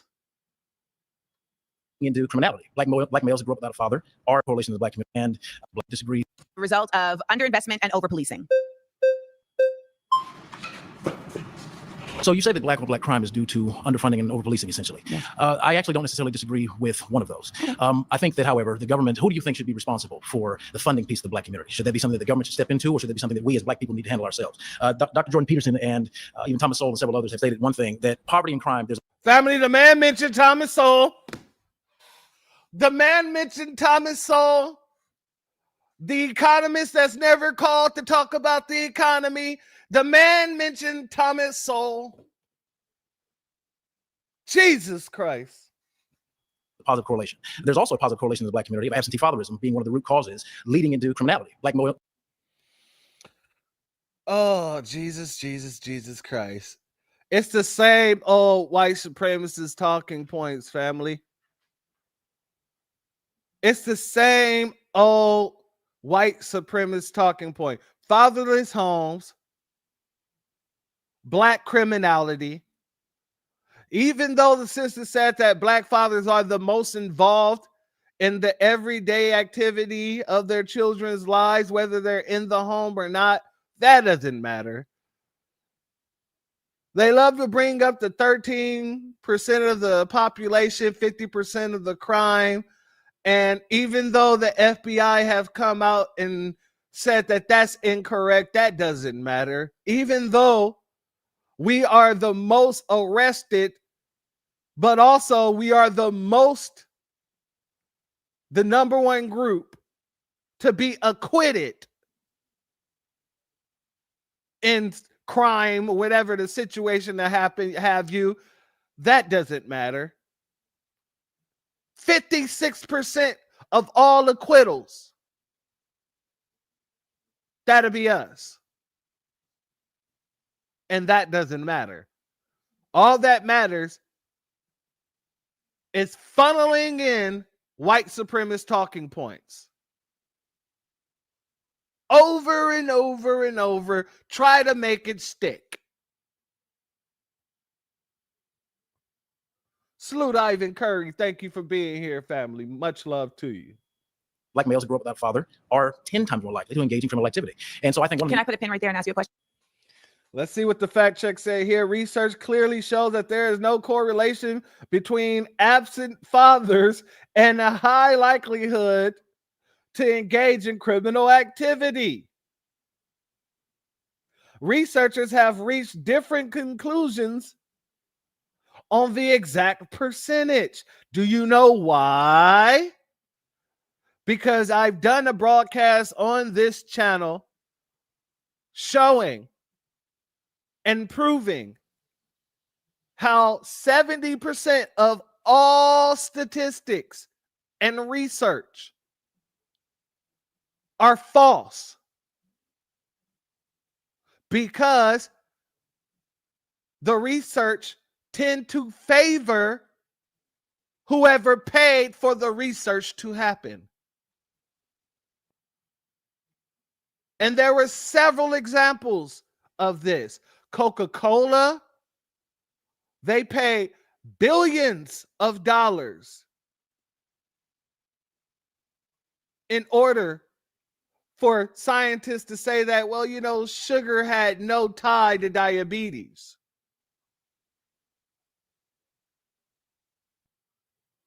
The tobacco industry, for the longest, was paying lobbyists to say that smoking cigarettes wasn't harmful. So much so that it became a staple in Hollywood. You would see all these actors promoting cigarettes in movies.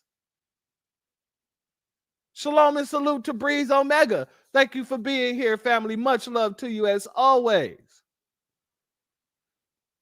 So it would make sense that there would be different findings, because depending on who paid for the research, who paid for the analysis,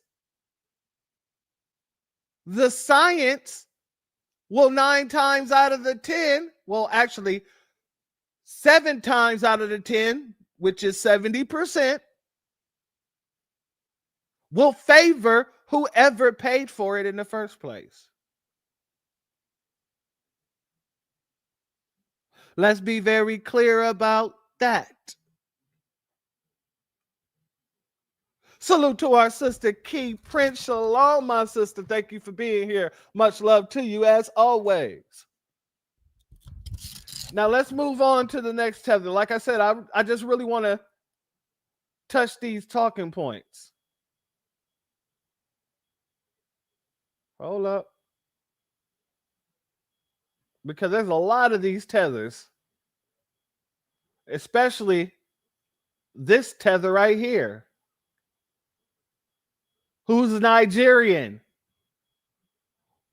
who didn't mention it until later on in this video, but still, like I said, I'm just going to do a live where I do a full breakdown of this alone, because there's a lot that's jam-packed in this alone. But I want to make sure I get through everything that I got to get through today. So we're only going to touch on a few more of these cases. I don't need to be seen. Hello. How are you? I'm Jasmine. Say less outfit. Okay. Thank you. So this is my thing. I think the premise of your question was black on black crime. So I think I'm coming from a place, and I guess my issue is having had my biological father murdered by a black man, having had my cousin shot in the head by a black man. We can talk numbers and statistics. Now, family, she comes with an anecdotal situation. No numbers, no facts. Just purely off the fact that she had a situation where her father was unalived by a black person. Now, no mention of whether it was a black immigrant, a Nigerian or not, because that would, make a lot more sense, because they tend to move to their own communities when they get here. They tend to kick it around each other. But let's just see what she says. Sticking what the people are doing, what the white man is doing and all that. But at the end of the day, I see when my family lives on the south side of Chicago, and I think you and I both can attest to this. And I'm not saying that there are not other factors, but we know that we kill each other at a disproportionate rate than any other race. Now, why we do that? Family, she just sat here and told a blatant lie. Foundational Black Americans, we do not unalive each other at a disproportional rate to anyone else. That is false. Crime will take place where you live. The Nabisco is the number one when it comes to people unaliving people who look like them. Once again, it goes back to the Nabisco. So that was just a blatant lie.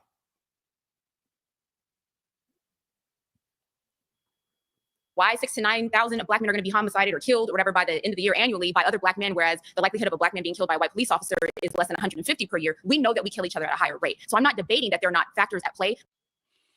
And what's the rate that the Nabisco kills the Nabisco? Notice how she comes up with just geared up, full of false statistics. But she don't have a statistic for the Nabisco.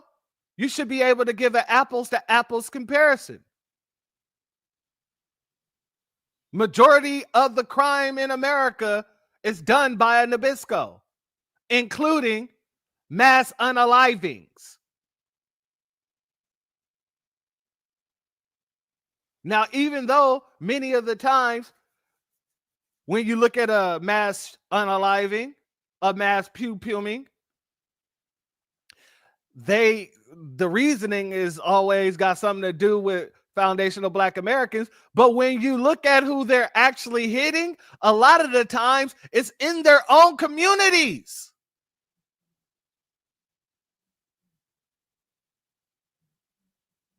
Tell me I'm wrong.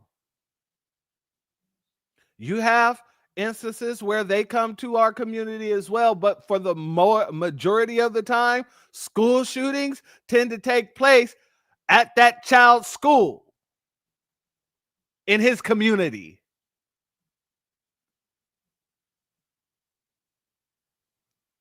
Let's be very clear.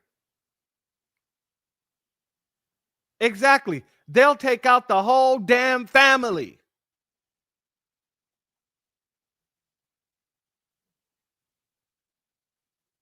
But like I said, it's all the same white supremacist talking points. It's all about the Nabisco's talking points for each and every one of these tethers.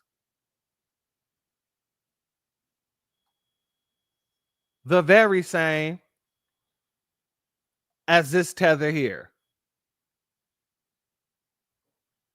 No difference.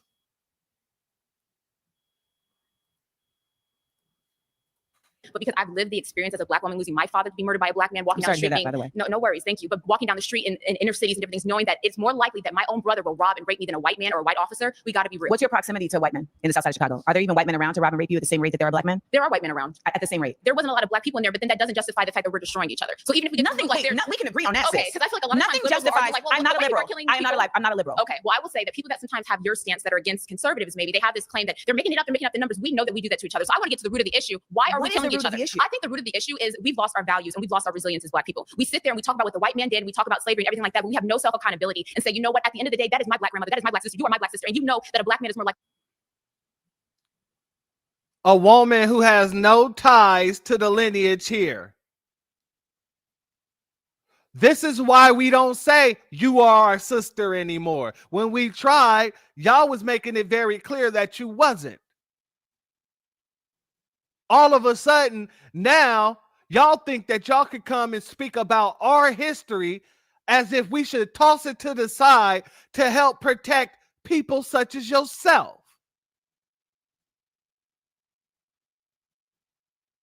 Y'all want a pat on the head from White Zaddy. We do not.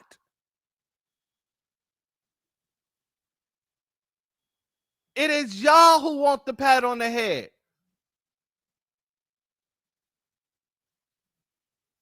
This is why we delineate. You don't get to talk about how long we speak on our history, how much we speak on our history, or when we make the spotlight shine on what happened to us in our history. You don't get to say none of that. You don't have the right.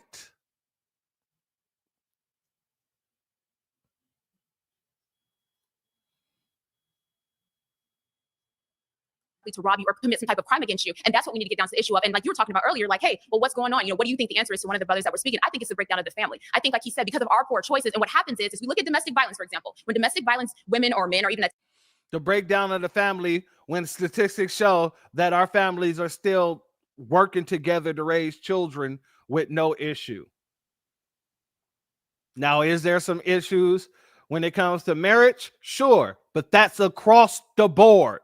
It isn't just Black people who's not getting married at the same rate anymore. It's Nabiscos, it's Mexicans, it's Latinos, Asians. It is more acceptable now to cohabit rather than get married than it was back in the day. That's where they got this whole dang narrative from, that Black fathers aren't in the home. You can thank Daniel Patrick Mullahan for that. I spoke about this once before, when he said that there's not a lot of Black fathers in the home, fatherless homes. He was speaking specifically about fathers who don't live or cohabitate with the woman he had children with. It did not take into account all the men who lived somewhere else but were still active fathers. The same thing that the census up until recently was not taking into account. So all these people are just spewing a bunch of anti-Black talking points, white supremacist talking points, points that was literally created by white supremacists like Patrick Mullahan, and think we should be allowing them to tell us what the hell we should be concentrated on in our communities. Salute to Maxwell Jenkins. He said your daddy was Nigerian and more than likely unalive by another Nigerian. Proximity. Exactly. That's how proximity works. Especially when your family goes out of their way to isolate themselves from the natives of the land that they moved to. Let's move along. Let's move along. There's one more piece that I want to show here. And we're not going to get all the way into it. This is where she admits that her father is Nigerian. Hi again.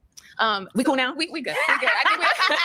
I think we're on the same. We're kind of looking at the same side of the same coin, and I think we both want the betterment of the Black community, and I think we're maybe coming from it from different ways. And so I do respect your position to what you were saying as well, that there are certain things and powers at play. And I've experienced racism firsthand. A lot of conservatives may try to act like, oh, there's no racism in America. I absolutely believe there's racism in America. I believe racist people exist. I just don't think that the systems as they stand today are inherently racist, because I've seen too many Black people overcome. And I just feel like a lot of times what's left out of the dialogue is self-accountability and like.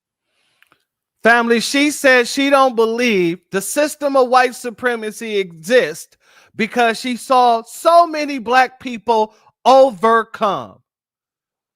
Family, this is how ignorant these people are. This is how ignorant these people are. Us overcoming is in spite of the system of white supremacy, not the evidence of the absence of white supremacy. That's the ignorance that these folks do not,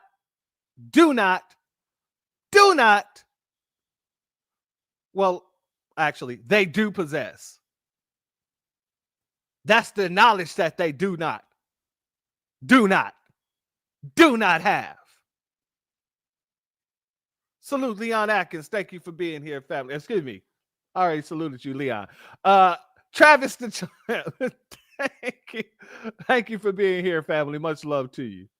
Self-will. We talked about how we were 3/5 of a person, but now we are 100%, I guess, according to the law or whatever, a person. And I feel like at the end of the day, if you wanted to walk out here right now and decide, you know what, I want to change my career, I want to do that, you can. And that's why so many people, and Nigerians come here, and Indians come here, and so many people who are not white, who are supposed to be discriminated against because they're not white, they come here and they become doctors and lawyers. Why? Because to your point, there's community. There's a sense of pride about, you know what, I got to go honor my parents back in Nigeria. I am part Nigerian. I have to go honor my parents. I have to go honor my elders.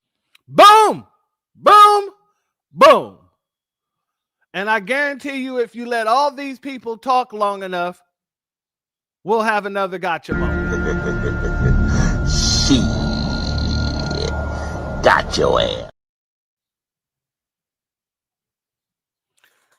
And these people think that they should be having conversations about our heritage, our lineage, and what we should be doing in our own damn country. They're not twerking and shaking booty. They're getting sick. They are literally twerking and shaking booty in the Nigeria. Nigerians I know ain't doing it. If they are We from literally Nigeria, learned it from Africa. They're doctors twerking and shaking booty. literally So have maybe it they from can shake Africa. because they got the money to back it up. But do you see what you're saying? But do you see what I'm saying, though? We have to be honest, Amanda. When Well, Indians come here, as a fellow daughter of an immigrant, right? So my mother's from Grenada. My mother did come here and was able to work and was able to get green cards for folks. So shout out to my mom. There's a very big difference. And that's the part that a lot of us have been calling out. There wasn't a foundational Black American in the room. You have all these tethers, tether on tether. That's basically what's going on here, discussing the history of a people in which they don't belong. Amanda Seals says her father is FBA all of a sudden, but God dang it, we ain't heard that from her until recently. So we don't know if that's true or not. And knowing her, it may not be true because she's a habitual liar and line stepper. That's what she do.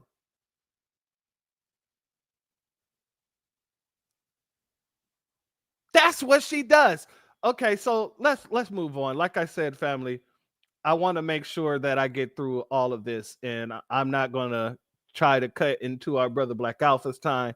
I don't like to cut into anybody's time, family. So let's go here. A lot of people was trying to go around making it seem as if, you know, Amanda was doing her thing.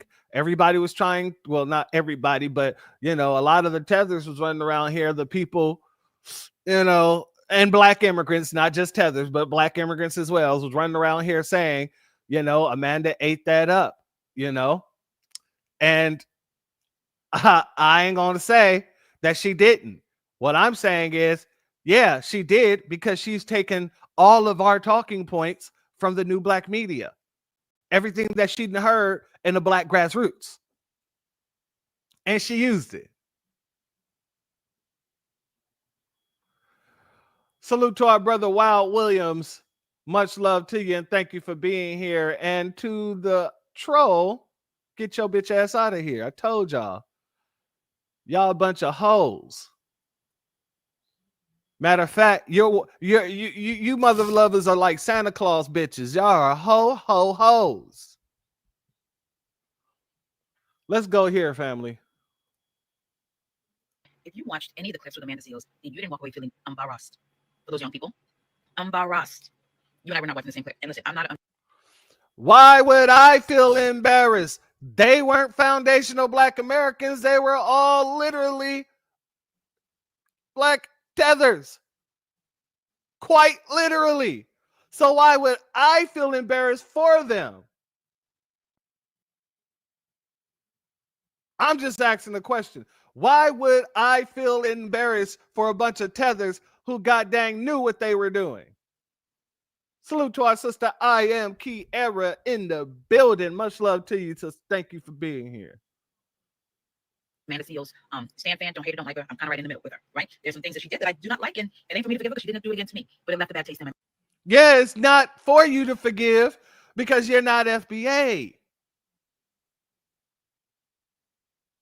And in case y'all don't remember this chick, she's one of the chicks that came out during the time that we're going back and forth with the Africans and the hair salons and stuff, No Culture, the Essence Fest. She was one of the ones that came out after we started checking them and they started to see they were getting checked. She was one of the people to try to jump on a bandwagon and say, yeah, Black Americans, they deserve to be upset about Essence and all this other stuff. Just for context. No, okay? But if you watched any of it and was not embarrassed, I don't know what it's going to take. And I'm just going to say this because I've brought this on my platform. I've talked about this. The Africans are you're never going to beat the charge. You're never going to beat the charge about your love for whiteness. You're never going to beat that charge. Because there was a kid, and I think Tabitha Speaks is the one who shared it, where Amanda clocked it immediately because he kept referring to Black people as you people.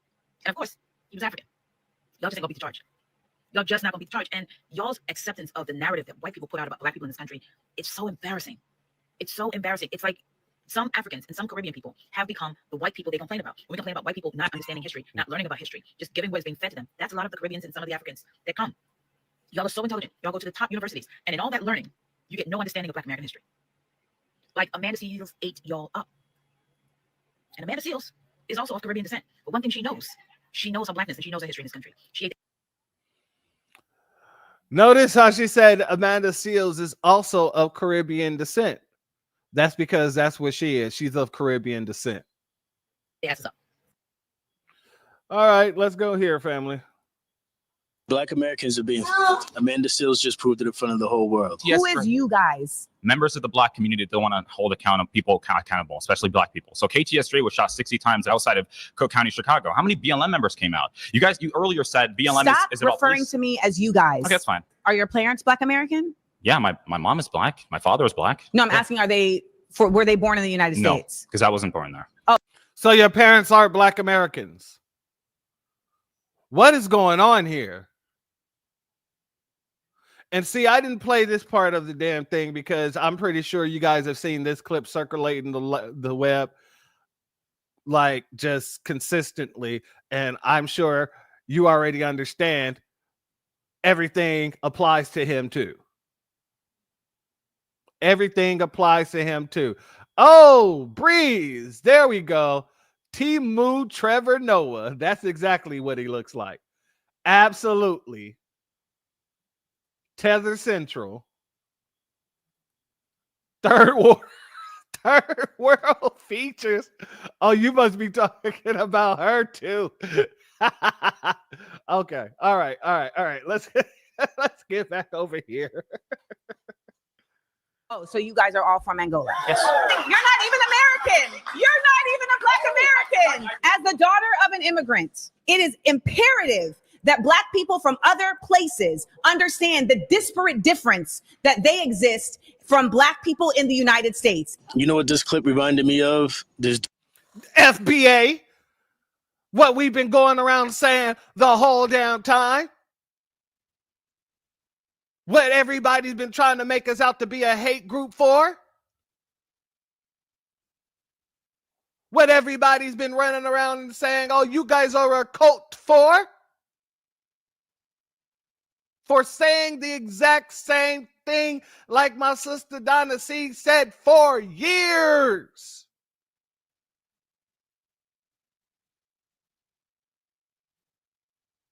For years.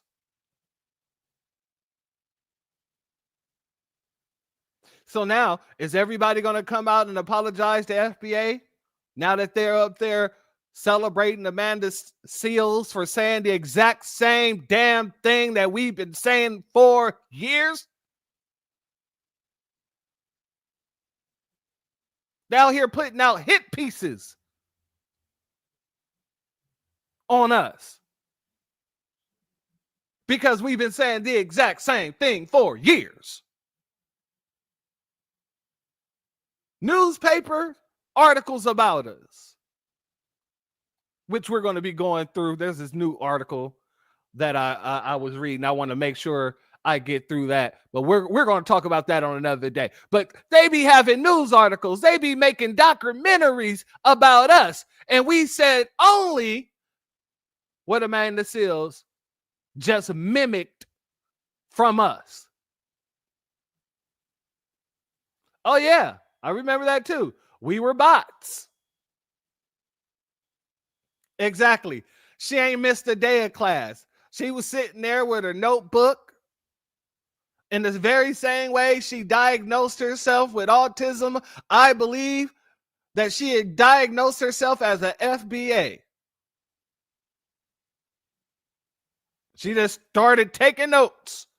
Oh, that's a good point. Okay, let me make sure I write that down. Gotta make sure I write this down because, yeah, there is a distinct difference from Black immigrants versus Black Americans. Oh, you gotta make sure that, I talk with conviction and say that I'm a revolutionary. I am a... I can't even say it. I can't say it. Okay, let's let him continue. Dude, Byron Donald, or whatever his name is. I don't believe in reparations. You need to please. Well, then you don't believe in the Black community. Am I eligible for reparations right now? I would say the answer is no, I'm not. Because my family is from Jamaica. My father's Panamanian. His grandparents were born in Panama. My father immigrated to the United States. Why would Black Americans allow people who have no roots here to get in position of power to influence the narrative in this country? All right, family, but as much of the people that was online praising Amanda, we got some real ones out there who's calling it out too. But first and foremost, we gotta give a B1 salute and a shout out to a friend of the channel and a brother of the channel here. Our good brother, Brian Jehovah. Let's get into it. What's going on TikTok? How y'all doing? The Amanda Seals debate. Watched everyone's opinion on it. Watched it myself a little bit.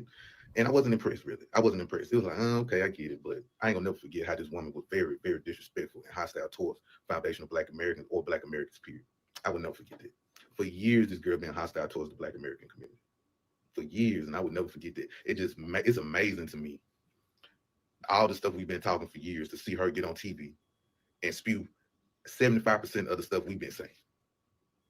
It's crazy to me. You know what I'm saying? This is a grift. I think this is the sleight of hands. I think this is a move of throwing a rock and hiding your hands. I don't think she's being genuine at all. Now, before y'all tell me, oh, she's a Black woman. No, she's not a Black American woman. She's an immigrant. Almost the majority of the people she debated was immigrants. That's why the debate just didn't make sense. Why an immigrant debating an immigrant about Black American history? What I say, family, having conversations and we ain't even in the room. Arguing about our history and our ties to this land. We're not even in the damn room. Tether and tether crimes. No matter what it is, it's Nabisco talking to a tether. And the tether's just gratifying everything that Nabisco said by saying the exact same thing that Nabisco said. And then you got these tethers that's just running around pushing the goddamn talking points of white supremacists.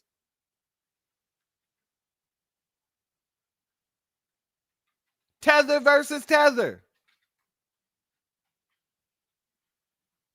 Salute Chicory Carolyn, 2 stars. I hope I said that right. Much love to you. Thank you for being here. That just doesn't make sense. Why as a person would I listen to an immigrant, positive or negative, what they're saying about the black? Why would I listen to them for? I would rather hear from a black American to tell the black American history, the real history, the raw truth of it. She'll still tap dancing around certain things. I think she's still a Democrat still. I think she's one of those people they're trying to get some of that black Democratic vote in. Like, okay, she's speaking to the conservatives. She's speaking to the conservatives. I don't think it's genuine at all. I don't think it's genuine at all. That girl was very, very hostile towards foundational black Americans. Y'all go on Twitter and type her name in. And if you can go back as far as like 2016, oh yeah, she was something else. Y'all type that in and see how she was. I don't trust her. And I ain't just because she did a little debate with some Tethers and she'll tell her. It was nothing. All right, family. And the folks who like Amanda, the ones who was glazing her up, oh, they didn't like what my brother had to say about that. Oh, they started flooding his inbox. They started flooding his comment section. And they were just all upset that he called Amanda out for what the hell we all got dang know. So my brother had to make a response video for that.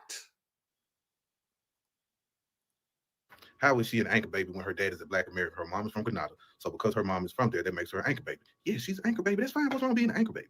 She's an anchor baby. It's cool, man. Calm down. But anyway, let me get on you for a sec. Why are you being so sassy in my comments, man? Why? Tell me why. Oh, this lady, why?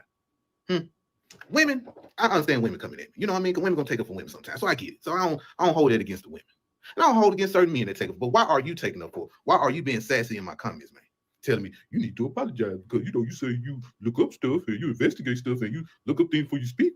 You should apologize. Apologize for what? The woman never claimed black American. What the hell are you talking about? She always claimed she was from Grenada. She always claimed her mother's side of the family. She never Family. Shout out to our sister C. Terry. She said she is a C-list celebrity. She was not only acting, but letting the Tethers get their BS out, because when they come in the new black media rooms, they get shut down. Co-intel hoe. Hey, that is the new term for people such as this. She is a co-intel hoe. Much love to you, my sister. Thank you for coining that term. Ain't the nigga side? She never did until now. Because you see, there's a grift, there's a lane for black American talking points, and that's what people are gravitating to now. But prior to that, that woman never, ever, ever claimed to be a black American unless it was the vent. But she always waved that Grenada flag. Always. So I gotta apologize for. Stop being sassy, man. Listen, bro. I'm getting tired of you men. Y'all booty cats be queefing when y'all be in my comments. That's all I be. When I be reading y'all comment, you should apologize. What are you doing? You know what I mean? Like, come on, man. Y'all booty cat need to calm down. Stop queefing it. Squeeze it. You know how you gotta fart sometimes. You gotta hold it in because you're around people, and you know if you let it go, it's gonna stink. Hold your booty cat. Just hold your booty cat when you see stuff. Okay? Calm down. Don't be sassy, and life will be fine. Okay, sir? All right. Hold your booty cats. To all the Tethers out there running around here crying like the Nabisco in my comment section, hold your booty cats down. Now, family, the Tethers wasn't the only people that was actually out there talking about the scenario, the situation with the Jubilee. So let's go here, family. Also, I just needed to bring up the fact that, like, the Amanda Seales on the Jubilee joint, her with that Angolan guy, and then her with the lady that had the blonde wig that was talking about black on black crime, basically saying, oh, my mom was robbed and unalived and my cousin, blah, blah, blah. She started bringing up Nigeria. So that leads me to believe that she's also a fucking immigrant in a tether. Why do they play in our face like this? The guy from Angola sitting up there saying we don't need reparations. We all don't want to work. We're trying to get a handout from the fucking government. When who's really getting a handout from the government? The Jewish community? The Asian people done got some reparations. The people that own slaves done got some reparations. The Native Americans are living on them goddamn reservations. They getting checks every month from the casino. They got free healthcare. They got free every goddamn thing. The conditions might not be the best on them reservations. However, who's really living off of the government? The millionaires that's getting them loans and them payouts. Remember when them PPP joints went out and they got forgiven? They didn't have to pay it back. Who's really getting major handouts from the government? It's not black people. It's not to say that some of us don't, but bitch, we should. Because that's the only way we're going to give any type of reparations like everybody else. But to have immigrants, just because they have the same hue of complexion, to get their funky asses up there and talk about anything that we have going on is so fucking disrespectful, and it is a slap in the face. Like, could you imagine if I fucking took my ass to Angola or took my ass to Nigeria and got up there and started talking about what Nigerian foundational Nigerians are earned or what they should get? And then that guy was all of those white supremacy talking points. It made perfect sense when he finally revealed where he was from, because they are racist toward us. They uphold. You want to see a person that upholds white supremacy? Look at a black immigrant. Not all. Spread love is spoken way. I just had to get that off because I was really thinking about that after I made the first video that I made. It's disrespectful. Like, why do they get to fucking represent us? Now, if Amanda Seales would have never asked him, where you from, she had to literally force him and basically bribe him and scam and do a magic trick for him to say that he was an immigrant. You see how that goes? That's what cosplaying looks like. And that's what we mean when we say that it is dangerous. It is a danger. The stereotypes and all that. We don't go to their countries and perpetuate a damn thing over here. We're not over there trying to stop them from getting benefits or getting reparations or getting things that they deserve, that they're rightfully owned. All of the free labor, all of the land, the communities that this country done destroyed of ours, all of the blood, sweat, and tears. And there you have it. Ladies and gentlemen, FBA soldier here. And this is what we call a cosplaying tether. This is an immigrant from Africa, people, being just as anti-Black American as any white person can ever be. Okay, not only did he speak against our reparations, he outright denied that white supremacy exists at all. And he also denied our struggle in this nation with redlining and white supremacy. He literally just said that he just doesn't believe that redlining happened. How, sir? Look at this kid. He's no older than 20 years old. And remember, he said that he was born in Angola, which means that him and his parents immigrated here no less than 20 years ago. Ladies and gentlemen, 20 years ago was 2005, okay? A Black immigrant that came to this country around 2005 to 2010, maybe later than that, is talking about our issues. He has the unmitigated gall to get on a national platform and speak as if he's a Black American and speak against our issues, even though it is Black Americans who allowed him and his parents to flee their struggle in Africa, to come to this nation where they don't experience racism. Why? Because of what Black Americans did to fight against it. The laws we got changed, the civil rights he gets to enjoy, the opportunities that him and his parents get to enjoy when they came here. That's why you don't see white supremacy, sir, because of what we did for you. And what do we get in return? We get you. That's the problem. You hear that, you Pan-African goofies? You gullible goofies? You see the problem here? Is FBA wrong for addressing this?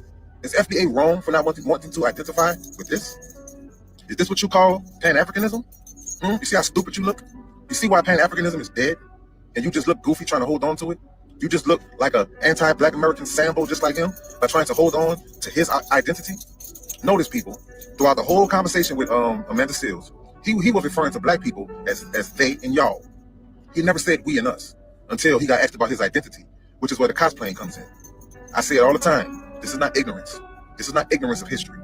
You can see that this kid is very well intelligent and very, very well read. And he is absolutely aware that he is being used as a buffer to speak on Black issues and to speak against Black issues, which is why you saw that he was very articulate up until the point when he got asked where he was from. Then he became clueless. Well, what do you mean? Oh, yeah, I mean, I'm Black, my mom's Black. Yeah, he became Black when asked about his identity, but when he was being anti-Black American, Black people was y'all and they. Y'all don't see the game here? This is why FBA came about. This is why delineation is happening. You pan goofies. And you immigrants, you immigrant tethers, you lying, cosplaying immigrant tethers. This is why we're at your necks, okay?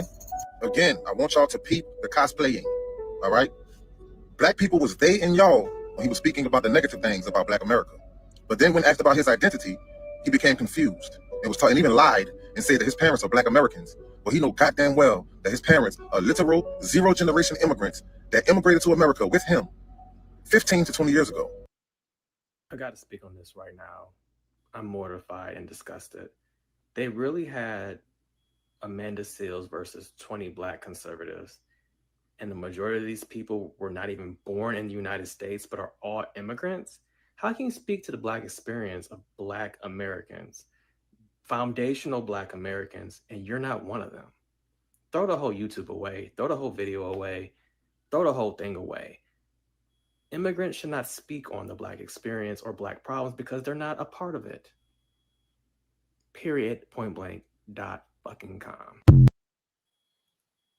So I just got off of the live stream, and a woman that was a Brit, but I guess like first gen Nigerian. She's one of my subscribers. She's really cool, but she was talking about the plight of Black Americans, and I didn't know where she was from at first, and I had to keep asking her because she was like, "Oh well, if the problem is that Black Americans don't own anything that they create, and Black Americans this and that," and I had to keep asking her. I'm like, "Well, where are you from?" And then she said, oh, I'm in Great Britain and I'm Nigerian. And I said, oh, that's the issue. You cannot speak on Black American issues if you are not a Black American person. And this is also what happened on that Jubilee episode with Amanda Seals and that guy from Angola. He was going mad hard, talking about Black on Black crime, single motherhood, Black people are perpetual victims. It's just so fucking dangerous, the rhetoric that people that feel like they're Black American adjacent just because we have the same hue of complexion, when they try to come into our spaces and talk about our political climate, talk about our culture, talk about how we need to move forward as a society and as a community. And she kept saying, well, I understand.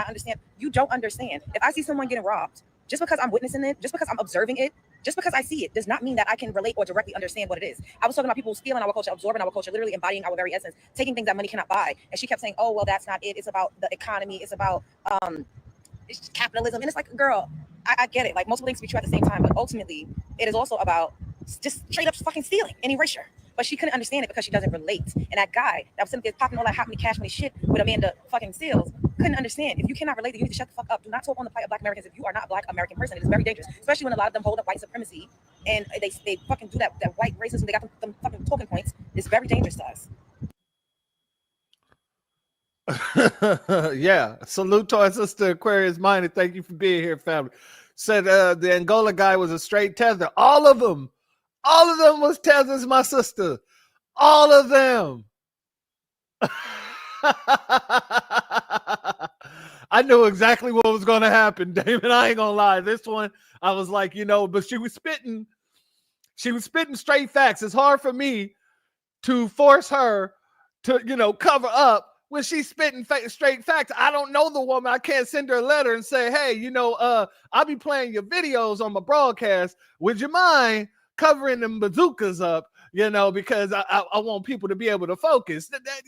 We gotta just focus. Much love to my brother David. All right. I want to show, because as we've been speaking about it, family, and as we've been seeing it, we're not the only people who sees this, family. Even people within the immigrant community sees this. Oh yeah, she yeah, I gotta take her with a grain of salt, because there's a lot of stuff that she be talking about. Some I agree with, some not so much, but she's speaking from the perspective of a Black woman. I leave that alone. That's not my type of content sometimes, but when she's talking about Black people, oh yeah, I rock with her fully. And Damon, find her page. He'll be a fan for life, because god dang it, she be wearing all kind of stuff that man would love. But yeah, family, we're not the only ones who see it. The immigrant community is seeing it as well. Oh yeah, shout out to all my straight Black brothers. They'd be glorifying you if you was the other way. Shout out to all my straight Black brothers and sisters up in the house. We got straight pride over here, But to the people who, are in the rainbow community, that don't mean that we don't love you too. If you Black, we love you. Be careful. Just don't put your rainbowness over your Blackness. Had to say that. Had to make that caveat. But family, let's go here, because I want to show you the immigrant community. Now, this first woman that I'm gonna play, apparently, and shout out to our brother FLA Trucker, much love to you and thank you for being here, family. Apparently, one of the immigrant women, I guess it's safe to call her a tether, was talking major stuff about us at one point, and then apparently, I guess she saw that Jubilee situation. That was probably a good thing that came out of the Jubilee, which is, the fact that other tethers got to see what tethering looks like outside of themselves. So this first woman, she was a tether that was talking mess, and now she's coming back to apologize. Let's go here. Hi, all.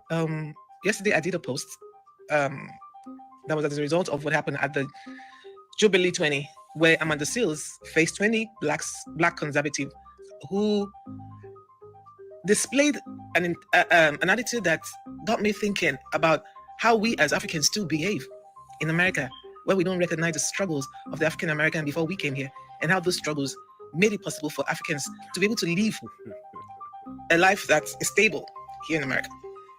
I was shocked at the number of reactions that I got to the post. And I just have to say, thank you to everyone who heard me, who accepted my apology. Yeah, I had to apologize for my stand when it comes to my dealings with my African American brothers and sisters. But I need to explain something to them as well, because I think the time for us to having the conversation, the real conversation amongst us, is now. Uh-oh.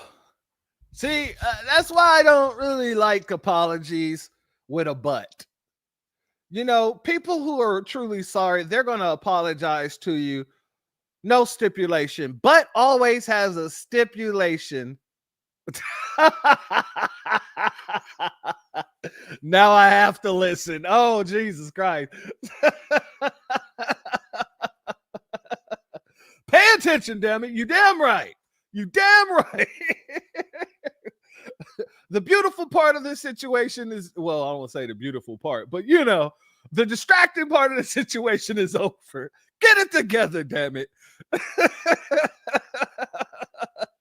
But these folks, whenever they come with an apology, is always a but attached to it. And but is a stipulation whenever apologies come along. I apologize, but you shouldn't have did this, or you should have done that. No, if you're sorry, you're going to be sorry just because you recognize the wrong and the error of your ways. So let's hear these stipulations. Someone said, oh, it might be too late. I don't think so. I don't think so. We have to recognize the fact that just as slavery was the order of the day here in America, where blacks were taken through the most gruesome experience that is unimaginable by the Africans back in Africa, the Africans themselves were colonized by the same white masters. Family, these people come around saying the same damn thing that we taught them. They didn't even know they were colonized until we explained to them what colonization was. They didn't understand racism until we explained racism, white supremacy to them. Now, all of a sudden, we got to understand that the Africans have been colonized as well. Woman, we did. That's why we reached out our arms to you in love and peace and prosperity when we fought for you guys to be here.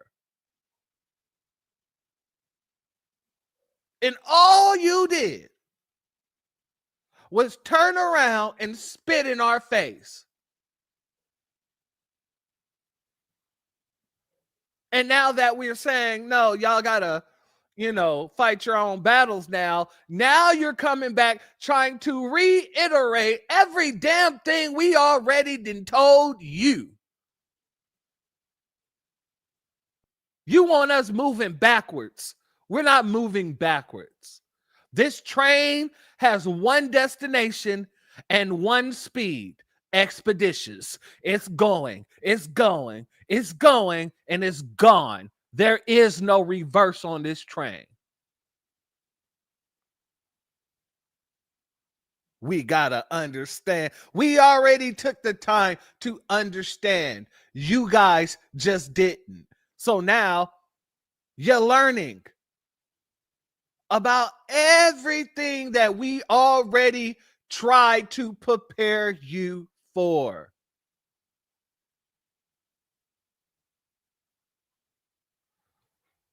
Yes, there were slave masters here, there were colonial masters back in Africa. They also went through some experiences that has formed an opinion about who their brothers here are, because they were tutored to have that mindset. No African school, be it high school, college, we call them universities, was exposed to the destructive element that slavery was and still is in the Americas, sorry. The only time we ever had a glimpse of it was watching Roots, the movie or the film Roots. And this is another reason why we have to control our media, because these folks, all they know, all they claim to have known about us was from Roots.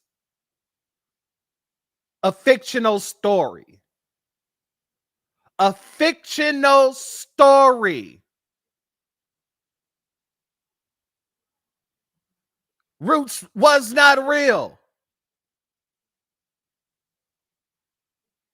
It was a historical quote unquote fiction, which is an oxymoron. It cannot be historical and be fiction at the same damn time.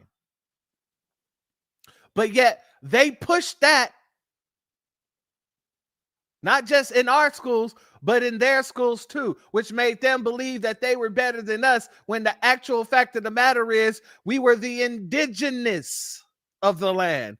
We didn't come from Africa like Roots showed, like Amistad showed. And more of us are finding out.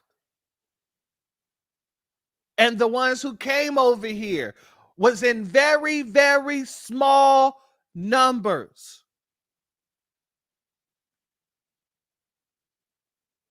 Alex Haley, exactly. Much love to our sister Bad. Thank you for being here. Bad 72.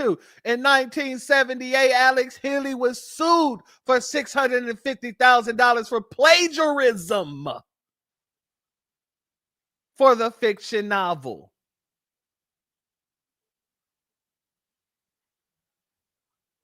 Plagiarism.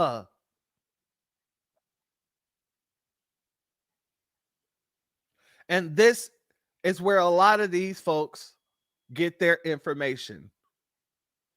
The propaganda.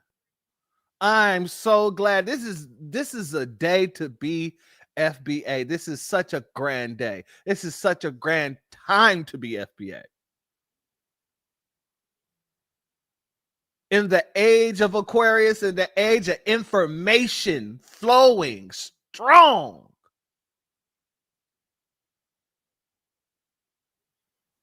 Whew. Let me give a shout out to Michael Davis. Thank you for being here. I saw the comment that you left. Oh, let me touch on that real quick. Anna from TYT and Turks, the Young Turks, have seen two guys that worked for them turn right and make millions. Nice. Their band is liberal, so it is hard for them to get that money. I say it all the time. There is a hierarchy on the liberal side when it comes to raising yourself up that hierarchy. It is much, much easier to get money out of the MAGA right than the Democratic Party left as party members, to be honest with you. Just to keep you 100. So much love to you. Thank you for leaving that comment, family, because that is absolutely correct. A B1 salute and shalom to our family. Gamers Den, thank you for being here. Much love to you. Family, I'm not going to let her continue on this long, jaded apology where she's trying to make it seem like we have to do something extra than we already been doing for over the past 60 years. We're the only reason why these people are over here. We don't have to stop to understand nothing. We made you understand that you were colonized in the first damn place.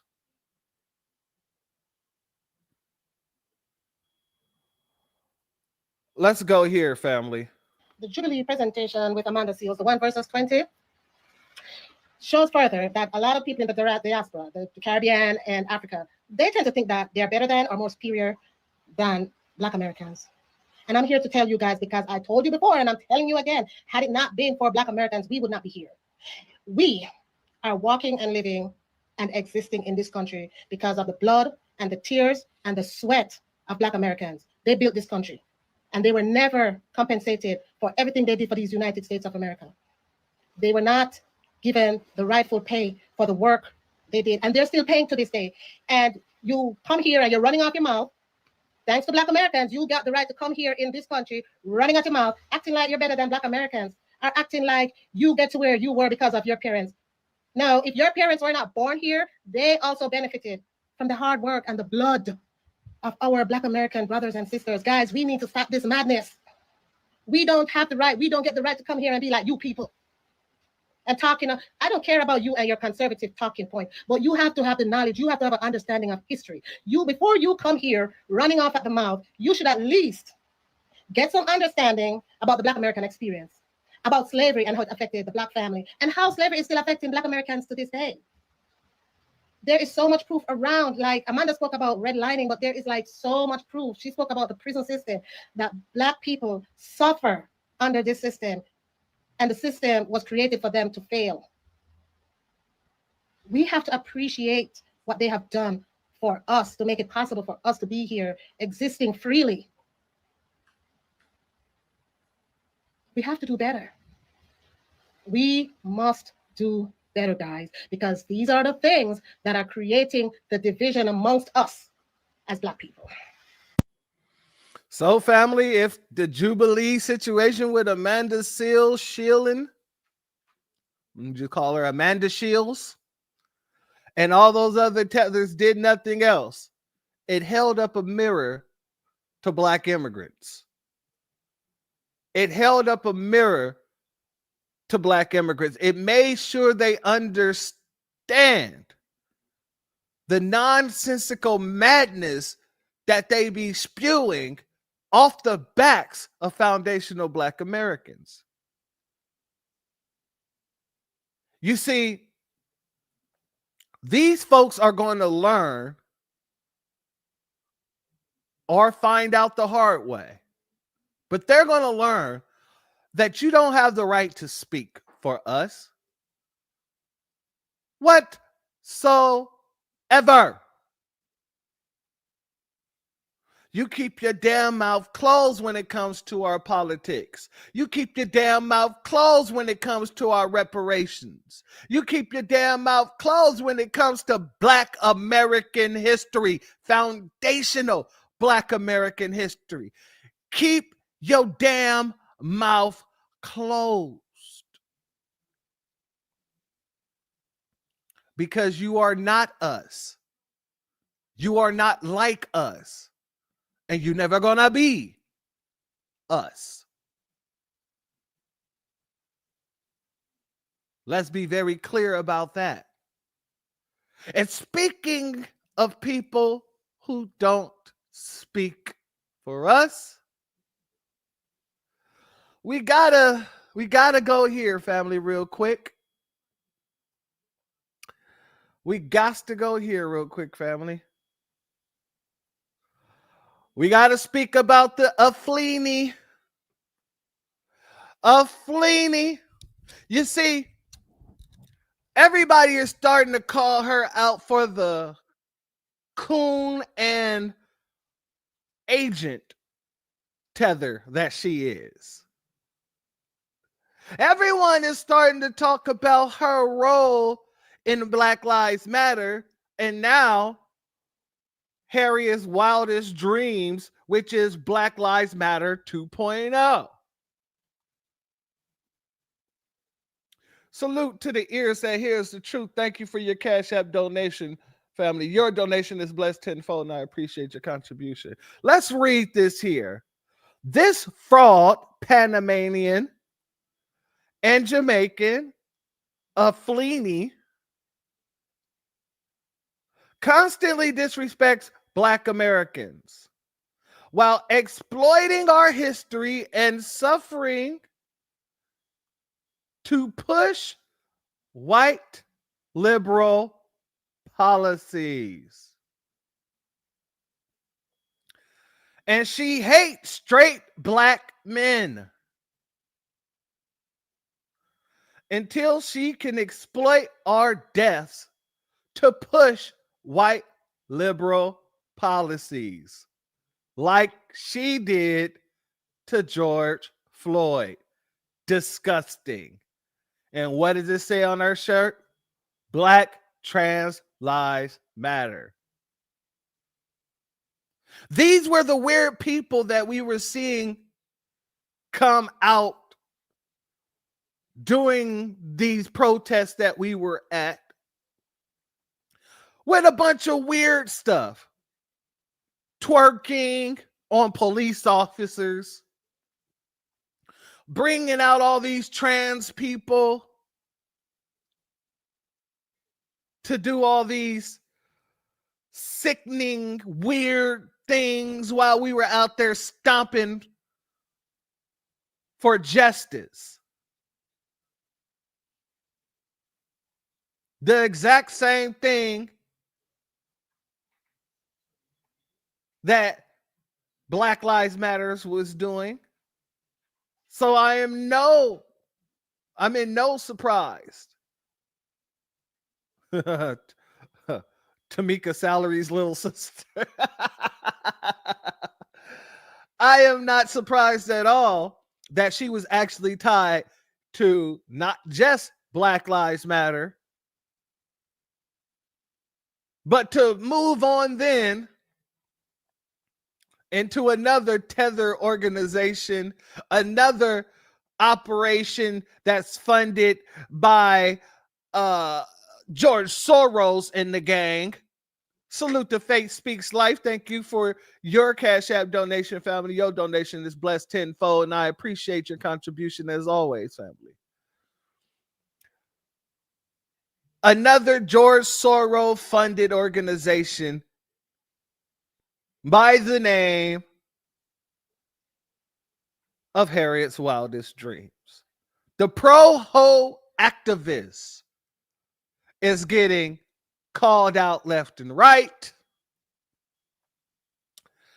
And so the pro-ho activist saw her name in a space. You know, our brother Black Alpha actually hosted the space before this space that I'm about to play, where it asks the question. It asked the question, was this a Fleeny chick, just a new version of D. Ray McKenzie? I spoke about that the last time we spoke about the actorvist. And so another group of our brothers and sisters got together and held up another space asking the same question. And she saw her name and decided to join the space. Now, we're not going to play the whole space because, like I said, we don't have all that time. We don't have all that time whatsoever. But let's go here. If you don't follow me on X, the Church of Black Power, or at the Church of B1, make sure you do so. Shoot your boy a follow. Let's hear some of her interactions with some real indigenous, foundational Black American, whatever they identify themselves as, because I know our sister Love I Am, she, although she rocks with FBAs and foundational Black Americans, she don't consider herself as an FBA foundational Black American. She considers herself Negro. Much love to her, you know, as well as indigenous Negro, to be very clear. And many of the people online who are rocking with foundational Black Americans, they still because they understand why we're doing so, they're just calling themselves indigenous Negroes. So, you know, like I said, I'm not here to inflate my own ego. Whatever people are comfortable calling themselves, as long as we know that we're speaking about the descendants of the slaves, as well as the freedmen, as well as the indigenous within our people. So it's all one. I remember one time someone was like, yeah, some people want to call us this, some people want to call us that, other people want to say we're Moors, other people want to say we're indigenous. And what do you think we should be? And I said, yes, we're all of those things. So it should be easy for you to allow someone to go by whatever they're comfortable going by, because we've been all of those things at some point in time. Let's be very clear about that. Hebrews, all that. Now, only what I prefer to go by, I speak on what I prefer, but I don't have an ego to inflate when it comes to what you prefer to call yourself. I respect that. Why would I want to check that? That's a part of being able to name yourself, to be able to have freedom. So I just wanted to throw that out there. You know what I'm saying? Even though I don't like the ADOS organization, people who go by ADOS, I'm fine with. I have many subscribers who understand that when I'm speaking FBA, I'm speaking about them too, even though they're going by ADOS. And that's fine. If that's what you want to go by, hey, that's your prerogative. At the end of the day, we're fighting for our people, and we know who those people are. Because legally, our term is freedmen anyway. That's why no matter what or how it ends up, I always bring it back to the American freedmen, because that is our term. That is our status here in America. No one else can claim to be an American freedman. Well, they can claim to be an American freedman, but then that goddamn tracing your ancestry has to come next.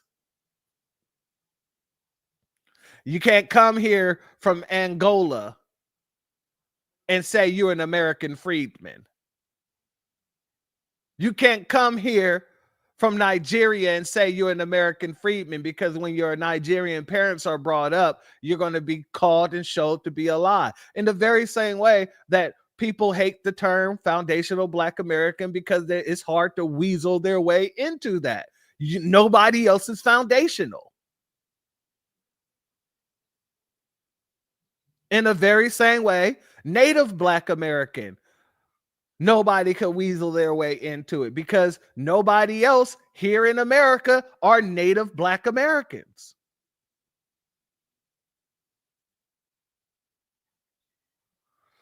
But let's go here. Let's get into what Afeni had to say. So if anybody in the room want to ask the sister a question directly, go right on ahead. But I definitely got questions. I want to know. First of all, hello, good morning. You know what I'm saying? Well, wait a minute. We got to have. I just want to say good morning. I say good morning. You can say good morning, but you know, it's a decorum that we have in our room. So you're more than welcome to speak. But let's make sure we start off on the right foot. I can't give the day's greeting. Okay, my bad. Good. Black Rising. I don't know. What's up? And let me make this very clear too, family. I was not in this. Someone actually clipped it and sent it to me. However, I tried to go in and record it, screenshot to make sure it wasn't taken down or whatever, and I didn't have it. However, I wasn't able to email it to myself, so I just pulled up the whole thing here. And because I pulled this up and I'm in it listening to it right now, it shows me in there. But I was not in there, because trust me, I would have ran this woman up the wall.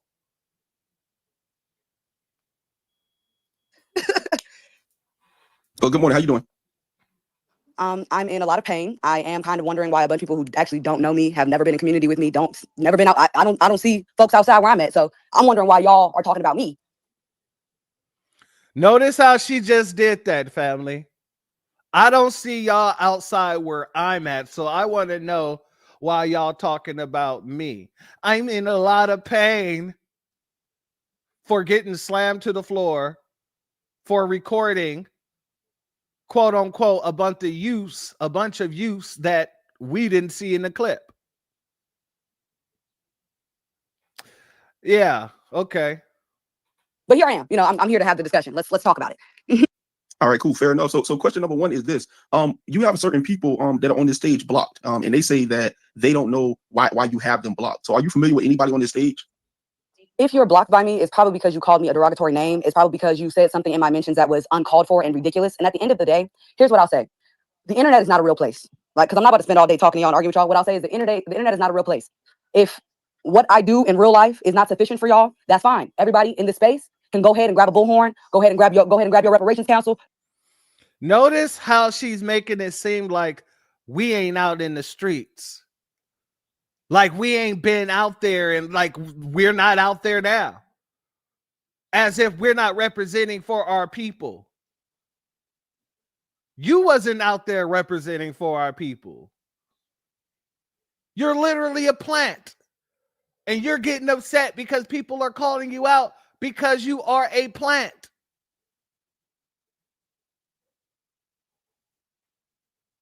Do whatever you need to do. I'm on a reparations council. I hope y'all are also on one as well. Family, this woman just said she's on a reparations council. We need to find out what reparations council she sits on. Because this is the exact same kind of tether nonsense that we saw out there in Georgia.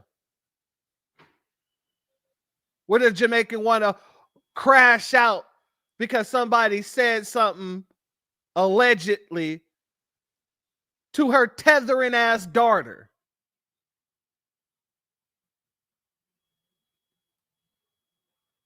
Oh, we need to find out what task force she sits on.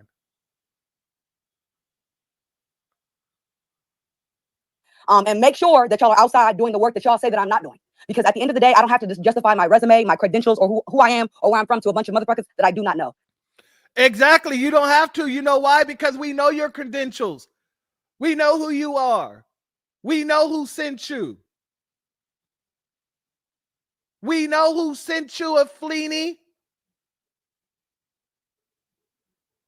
Your organization is funded by the same people that funded Black Lives Matter, because the people who founded your organization were people under Black Lives Matter. Exactly, my sister. That would be a Trojan horse.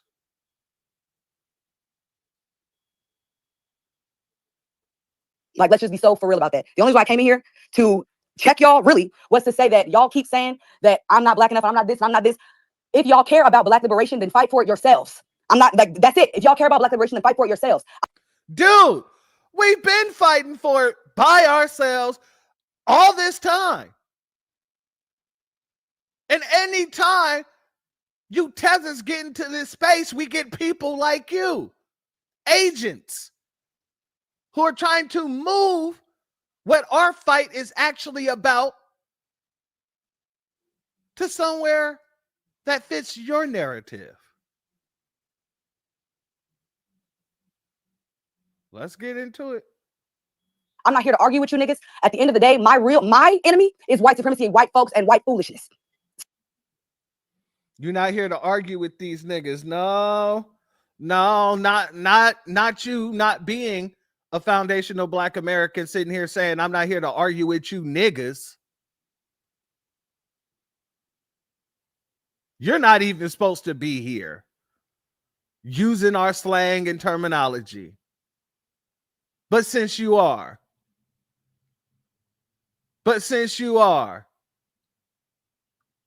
you need to get your shit together and stop using our lingo. Your enemy is white supremacy everywhere. Go outside of America and fight it then. Stop trying to use the Black American struggle to slingshot your way to some sort of notoriety.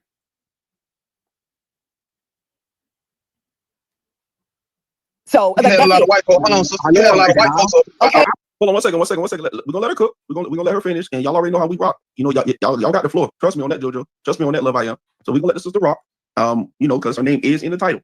So she got every right to defend her name, defend her resume, and just don't run out of here now when it's time to respond. But go ahead, Athenia, it's on you. All I'm saying is, God forbid that there is a multiracial coalition of people that are working out Hey, here in no, the city. hello. No, let me finish, y'all. Because I don't even get down like that. How are you, Let me Carlos? finish. How I are don't you, even get Carlos? down like that because I will cut you the fuck out. So we can do this a nice way or we can do it weird. I can be weird or we can be nice. Which So one? please, I can be. Take listen, Falsey, I don't even know who you are. So with all due respect, as you see, my brother Jojo got his hand up, my sister Love, everybody got their hand up. So if you want to speak, put your hand up. We're not cutting people off. We're gonna have a discussion. So Falsey, if you come off your mic again, I'm Salute to Retro Gemini 99. This is such a great point. Claiming to fight for black liberation, but she was trying to get us to speak up for Palestine. And she had the nerve to say it doesn't matter if Palestinians are anti-black. She sure did say that. And I played it the last time we spoke about Aflini. gonna have to release you from the room, family. No disrespect, but I don't even know who you are. So don't come here with the disrespect. Thank you. The point How of are what I'm you, saying Camille? is, yes, there is a multiracial coalition of people out here that do the work. Am I supposed to sit up here and tell white people that are out here doing the work for black people, for migrants, for all these different groups of people? They're outside more than a lot of the niggas that y'all are advocating for. Let's be family. Did she not just say her enemies is white people all across the world? And then she turned around and contradicted herself and said that she's working with good white people. Am I supposed to turn these white people away because they're doing the work you guys don't want to do? Did y'all catch that? I'm gonna play it back. a multiracial coalition of people out here that do the work. Am I supposed to sit up here and tell white people that are out here doing the work for black people, for migrants, for all these different groups of people? They're outside more than a lot of the niggas that y'all are advocating for. Let's be clear. Niggas don't be outside, but they be outside though. Am I supposed to be like, oh, well, okay, well, you're white, so fuck you. That's so now she's caping for the Nabisco, ladies and gentlemen. She is caping for the Nabisco, the same person that she just called her open enemy. When I said the last broadcast, when I was speaking about her, when I said that she might be bipolar, yeah, it's showing in her speech. It damn well is showing in her speech. Salute to Drew Lasson. Thank you for your Cashapp, family. Your donation is blessed tenfold, and I appreciate your contribution as always, family. It's showing in her speech.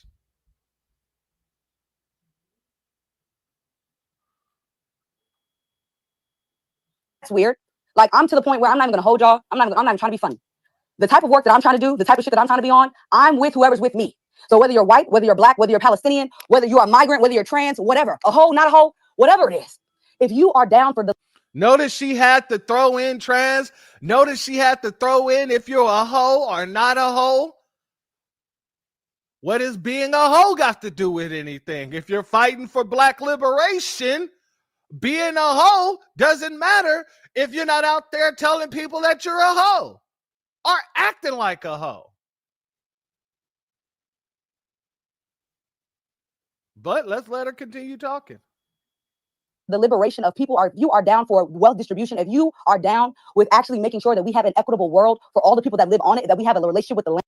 We're not down for wealth redistribution.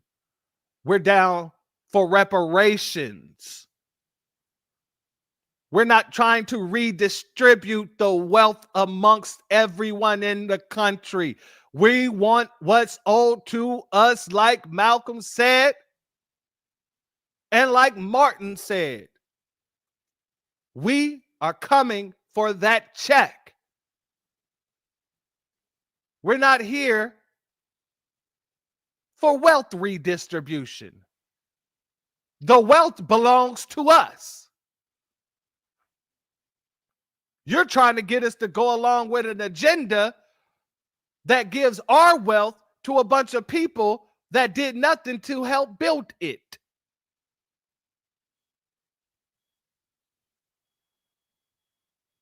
Land that is reciprocal, that mirrors the relationship that our ancestors have with this land, a stewardship and not an ownership. Who is our? Your ancestors aren't from this land, so who is our? Your ancestor is Panamanian and Jamaican. So who the hell is this our fellow?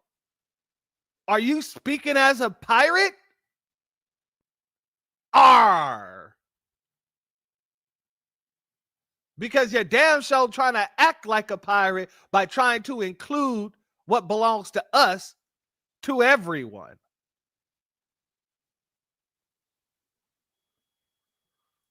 Those are the type of niggas I'm trying to get down with. So if that's not the type of shit you're on, that's fine. But you can't discredit and dilute my work because, again, my community is clear. Like, I'm not going to sit up here and tell y'all all the work that I've done. I don't have to. Y'all saw them niggas outside. I've known all of those people for multiple years. So I don't have to justify shit to y'all. But what I would... Family, family, family, family. She just said the quiet part out loud. She said all those people that was out there with her, she's known for multiple years. I said multiple. Multiple years she's known these people that was out there, quote unquote, holding her in the air and hoisting her to freedom when she came out of that courthouse.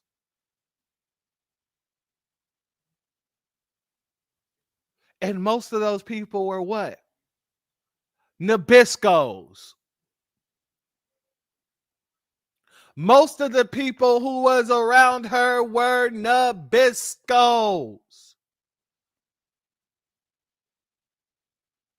And other Tethers. And she just said the quiet part out loud.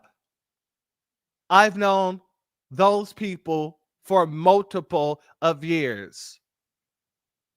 So this shows that this is not, you're not a part of any black grassroots organization. You're not a part of anything that got to do with foundational black Americans, black grassroots. You don't have nothing to do with it.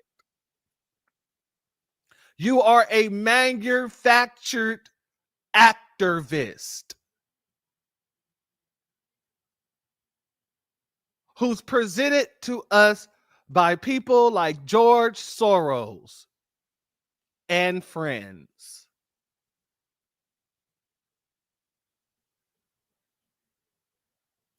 I bet she didn't mean to let that part slip. Will say is, and I'm gonna let y'all respond, and then I am gonna leave because I'm tired as fuck. I didn't expect to get arrested. What the fuck is wrong with y'all?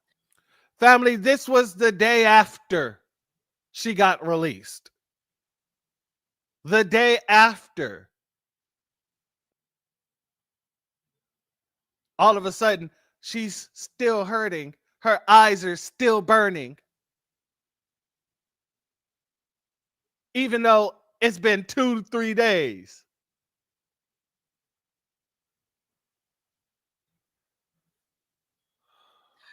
When I say I'm so serious, if y'all don't fuck with me, you know what you could do? You could spend your time not fucking with me. Because what I spend my time doing is actually doing the work that I care about. Y'all, all the energy that y'all are spending on this fucking space, talking to me, is the same fucking energy y'all could be spending fighting against the fucking government. The same energy y'all could be spending canvassing in your neighborhoods. The same energy y'all could be spending at the goddamn range. Ma'am, we're spending our energy exposing the agents for which they come. Like yourself. We're here to expose people like you because it's people like you that hinders our movements. By using your skin color to try and co-opt every damn thing that we're doing. And give it to whoever else outside of us. Whether it being LGBTQ, whether it being Nabiscos, liberals, third party people, whatever.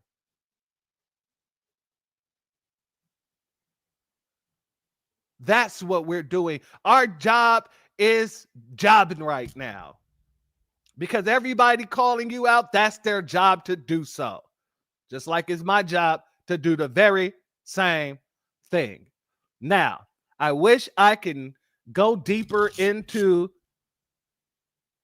this space here, but what I'm going to do is I'm going to go ahead and put this one behind the members only on this one. I'm going to do a breakdown of this for the members where we get deeper into it, because she gets into an argument. It gets real ratchet real fast but it's a little bit down the lines and we don't have the time right now. But I did want to bring this to your attention.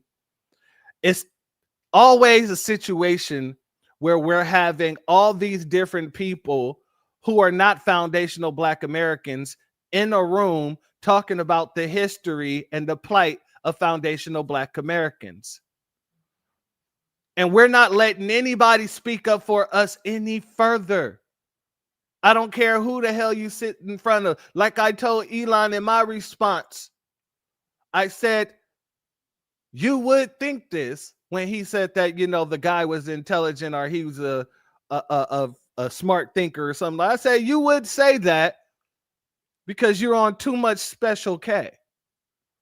But the dude is a tap dancing coon tether who's not American. And sitting him in front of a bunch of idiots to hum and ha at the things that he's saying does not nullify the fact that he is not American. And he is not foundational Black American. We're at a point where we're no longer allowing this nonsense. Every freaking time they try to speak for us, this is what you get. And I love to play this clip because that tether known as, God damn it, I'm spacing on his name, Talib Kweli. I like to remind people how much of a tether Talib Kweli actually is. Let's go here. How can anyone deny these facts? Why is it immigrants are not stopping reparations? My ancestors come from the Caribbean, and there were slaves in the Caribbean. We didn't qualify for this big American. Well, here's the challenge. There are so many difficulties with trying to enact reparations, in part because the question is who gets them. Potentially, I could fall into that category. I honestly have called a pipe dream in the past, and I think that's what it is. Well, it would be nice if there was an elegant, simple solution to all sorts of complicated problems. You're not actually talking about how to fix those problems if you're only talking about reparations. If we're only debating how we're going to parcel out responsibility for something that happened more than a century ago. And we're probably never going to do this. It's not clear to me why we're pursuing this thing. Is it fair that there's no reparations, no restitution, nothing? Right? The Irish get reparations, by the way. Irish need not apply signs when they came here during the Progressive era. I mean, how far do we want to take this down? Are we acknowledging that there are ugly spots in history? Because 60% of the world would be entitled to slave reparations if you wanted to play that game. Well, here's a fact. Slavery ended 154 years ago. It's been a long, long time since we had slavery in this country. And there are people like my family. I'm Black, but my family came to the United States in 1962. My parents are from Costa Rica. Do I get a check? I did a couple of essay contests that I actually won. And I won like NAACP AXO award for this essay and something else. I can't remember another, like I ended up winning money. How can anyone deny these facts? Why is it immigrants are not stopping reparations? Salute to Retro Gemini. He said, dang, I actually enjoy Talib Kweli's music. I'm going to be honest with you. I used to love Talib Kweli's music. He was one of my favorite rappers ever, to be honest with you. He wasn't over like Pac or, you know, Kendrick or nothing like that. But really, he was like right behind Nas. Nas, it would go Nas, and then it would go Talib Kweli. And he made several albums that I purchased several times over because I felt like they were classics. It wasn't until I actually had a conversation with him online on X. He was the reason why my original X account was deleted, was banned permanently. Because I told him at the time that he was going at ADOS and they were going neck and neck. I explained to him exactly why he was not a foundational Black American, why he wouldn't be a descendant of an American slave here in America, and we have staunch differences. This man, not only every time I came back, because I kept coming back with point after point after point, he called all of us a hate group, regardless of the situation, and then sent his minions after me to report my post. I got reported so damn much that they banned my whole damn original page. I was off of X for a year or two after that. I really didn't want to get back on X. Well, Twitter at the time. So yeah, they say never meet your heroes. He wasn't one of my heroes, but I would go as far as say never meet people that you actually like, that you've never met before, because you might 9 times out of 10 end up not liking them. All right, family. So with all these people running around here thinking that they can speak for us, because I'm want to end on this note. There's a lot going on right now in Washington. And a lot of the things are targeting immigrants. And I'm going to be honest with you. A lot of us don't have a problem with it. I don't know if you guys heard about this as of yet, family, but if you haven't, let me be the one to break the good news to you. The orange man in the White House has decided to put a freeze on 55 million visa holders for review. Let me restate that. He has decided to put a freeze on 55 million visa holders in order to review whether or not they have been making anti-American tropes. So all the little tethers who's been running around here talking bad about Black Americans, who forgot that at the end of that, they're still American,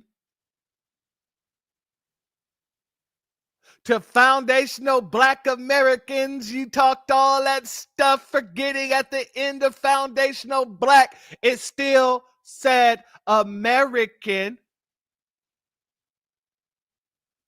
Oh, there's going to be a lot of people losing their visas.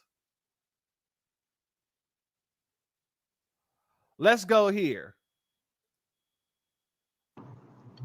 So shout out to the Trump administration for reviewing 55 million visas. That's student visas, work visas, guest visas. If you are here on a visa, your visa is going to be reviewed. And what they are looking for are individuals who are in our country disrespecting our country.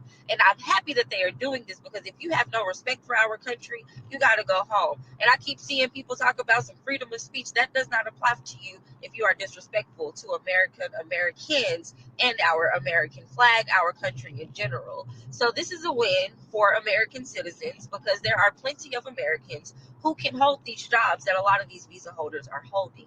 There are plenty of American citizens who have no problem working these jobs that some of these visa holders are holding.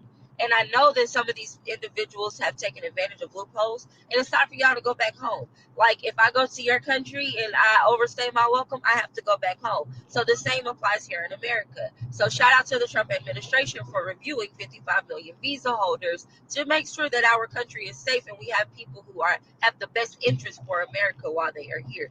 You cannot come here disrespecting us and feel like you're going to continue to stay here and live comfortably. What you say, big Trump and not the little one. So 55 million visas are being reviewed. Go ahead, Trump. And let me tell you, I believe all this loudmouth crap on the internet from people who are in the United States with all this hate for the United States, all this anti-American rhetoric, all this burning of flags, all these comments y'all make when we atting President Trump, atting JD Vance, atting all of them. Well, looks like they're paying attention. I have been trying to warn people, y'all are not safe. You are online talking a whole lot of crap, baby, like our government is not watching online. This was the right decision. We have come to understand during all of this that there's a lot of people who hate America and have disdain for American citizens and really are just here to suck up our resources. As I have been saying, We are being infiltrated. We are being infiltrated. And it's high time that our government starts paying attention. So review every last one of them visas, President Trump, all 55. Because if people aren't doing anything wrong and if they're on the right track, well, then I have nothing to worry about, right? Like I said, all you loudmouths online, your compadres and stuff can thank you for this. And then the last thing that I want to say is this ICE thing with ICE pulling up on people. Have y'all ever stopped to think what Americans really know where these illegals are hiding at? We don't. We don't really know where you're hiding at. So you know what that means, right? Your friends, family, and loved ones want you gone too. They're the ones calling ICE because Americans, we don't have a clue where y'all at. We just know y'all sucking up the resources.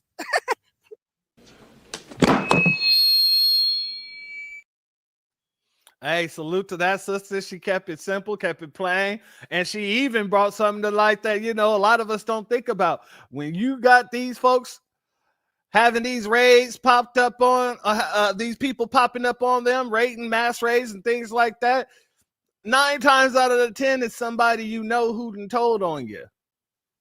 9 times out of the 10 it's your own damn people trying to get you out of here too. And a lot of these folks out here, they thinking that we should be running around here crying and saying, hey, this is racist. No. I'm proud of our brothers and sisters because honestly, they're out here taking this for exactly what it is, an opportunity. Watch this. Let's go here, family, in closing. I heard they pausing all the visas, which that's a big win for American truck drivers. Because majority of the truck drivers are foreigners. And a lot of them don't even speak English. So how did you get your license in the first place? You don't speak English. So now that they're putting a pause on all you guys' visas, we told them carriers is coming. Reckoning is coming. Ever since that U-turn happened, I say, yeah, they about to lay the smackdown on these illegal drivers driving these damn semi trucks. And here we go. Let's get it. Hey, family, get that money, baby. Get that bread. But family, this is what we've seen throughout all this situation, throughout everything that I've shown you here today. We got a bunch of people running around here talking about FBAs, but ain't no FBA in the room. Talking about our history, but ain't nobody there to correct them on their nonsensical nonsense. Talking about the system of white supremacy without having any type of inkling of how white supremacy actually works. Confusion, breeding more confusion. So, like I said, for us, this visa pause here, oh, that's a damn good thing. And I hope each and every one of them folks who opened up their mouth and said something wrong about foundational Black Americans get shipped right the hell out. Their visas canceled and get mass deported. And with that being said, family, if you're not subscribed, go ahead and hit that subscribe button along with the notification bell so you'll be notified whenever videos like this drop. Please make sure you're hitting that like and share button so we can beat up the algorithm. Make sure we get this message out to the ears that need to hear. And if you have not done so yet, please click that link in the description. Go to change.org and put your signature on the petition for reparations. Family, I'd like to thank each and every one of you for being here. I'd like to thank each and every one of you who donate, whether by Cash App, Super Chat, or anything else. I appreciate you. Much love to you. I'd like to thank my members, my mods. Much love to you. Like I said, I'm going to expand on the Aflini video, and then I'm going to put that as a members only because I know I'm gonna get my cuss on too, and I'm gonna actually go in on this chick. But yeah, I'd like to thank each and every one of you. I'd like to thank everybody in the replay gang that's going to catch this after we're done here, family. But much love to each and every one of you. Before we get out of here, I'm going to play this one more time. Shout out to our brother, Black Truth United. Introducing the B1 Rolodex, the easiest way to search for and support FBA and B1 businesses. Hundreds of entries from the Black grassroots for the Black grassroots. Free to use, free to download, constantly updated. Trouble navigating the document? Try using the map version. Notice a business missing? Use this simple Google form to submit an FBA or B1 business. Also submit anti-black businesses, which are now being collected in that last tab. Find resources, contact numbers, and much more using the second tab. All the info you need to start practicing group economics today. Go to blacktruthunited.com. That's blacktruthunited.com.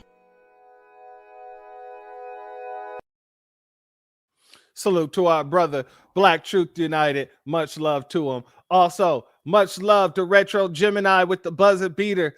He says, salute to you, the Church of Black Power, for all the knowledge you and the new black media give the youth like me. Much love to you, and I appreciate you for sharing your time with us. It's real easy to be distracted as a youth. As a young person, it's very easy to get pulled into other things. By you sitting here and gaining this knowledge from the new black media, that means that you're going to be one of the top leaders within your age bracket, because ain't nobody going to be able to play you like they're playing other people around you who may or may not have the information that you have. So much love to you, family. I appreciate your your super chat. But I appreciate more that you are a part of the youth, because like I said, we don't do this for us. We do this for the next generation. And knowing that the next generation is listening, that is such an honor for any one of us. And much love to our brother Armageddon. Thank you for being here, family. I know that you called in late, but I understand you wanted the replays on your set. I know you're going to get it. No worries. Much love to you, family. But with that being said, family, I'm going to go ahead and close the doors of the church right here. And I will see all of you who are going to be there over at our brother Black Alphas. Peace. Be one. My grandfather built this country, man. He fought wars for it. And most places he went wouldn't let him sit down and get a cup of coffee. I can't even catch a cab in New York. You know, it doesn't matter how many degrees I get. All you people see is color. Your grandfather was an immigrant. You're American. My grandfather was born here, Duke. And you people still look at me as just another nigga. I know that the government, whatever, can't stand us black people. He doing everything in the world to make black man be extinct. But I'm going to tell you one thing. Us black people going to survive. Yeah. So fuck everybody. I'm out.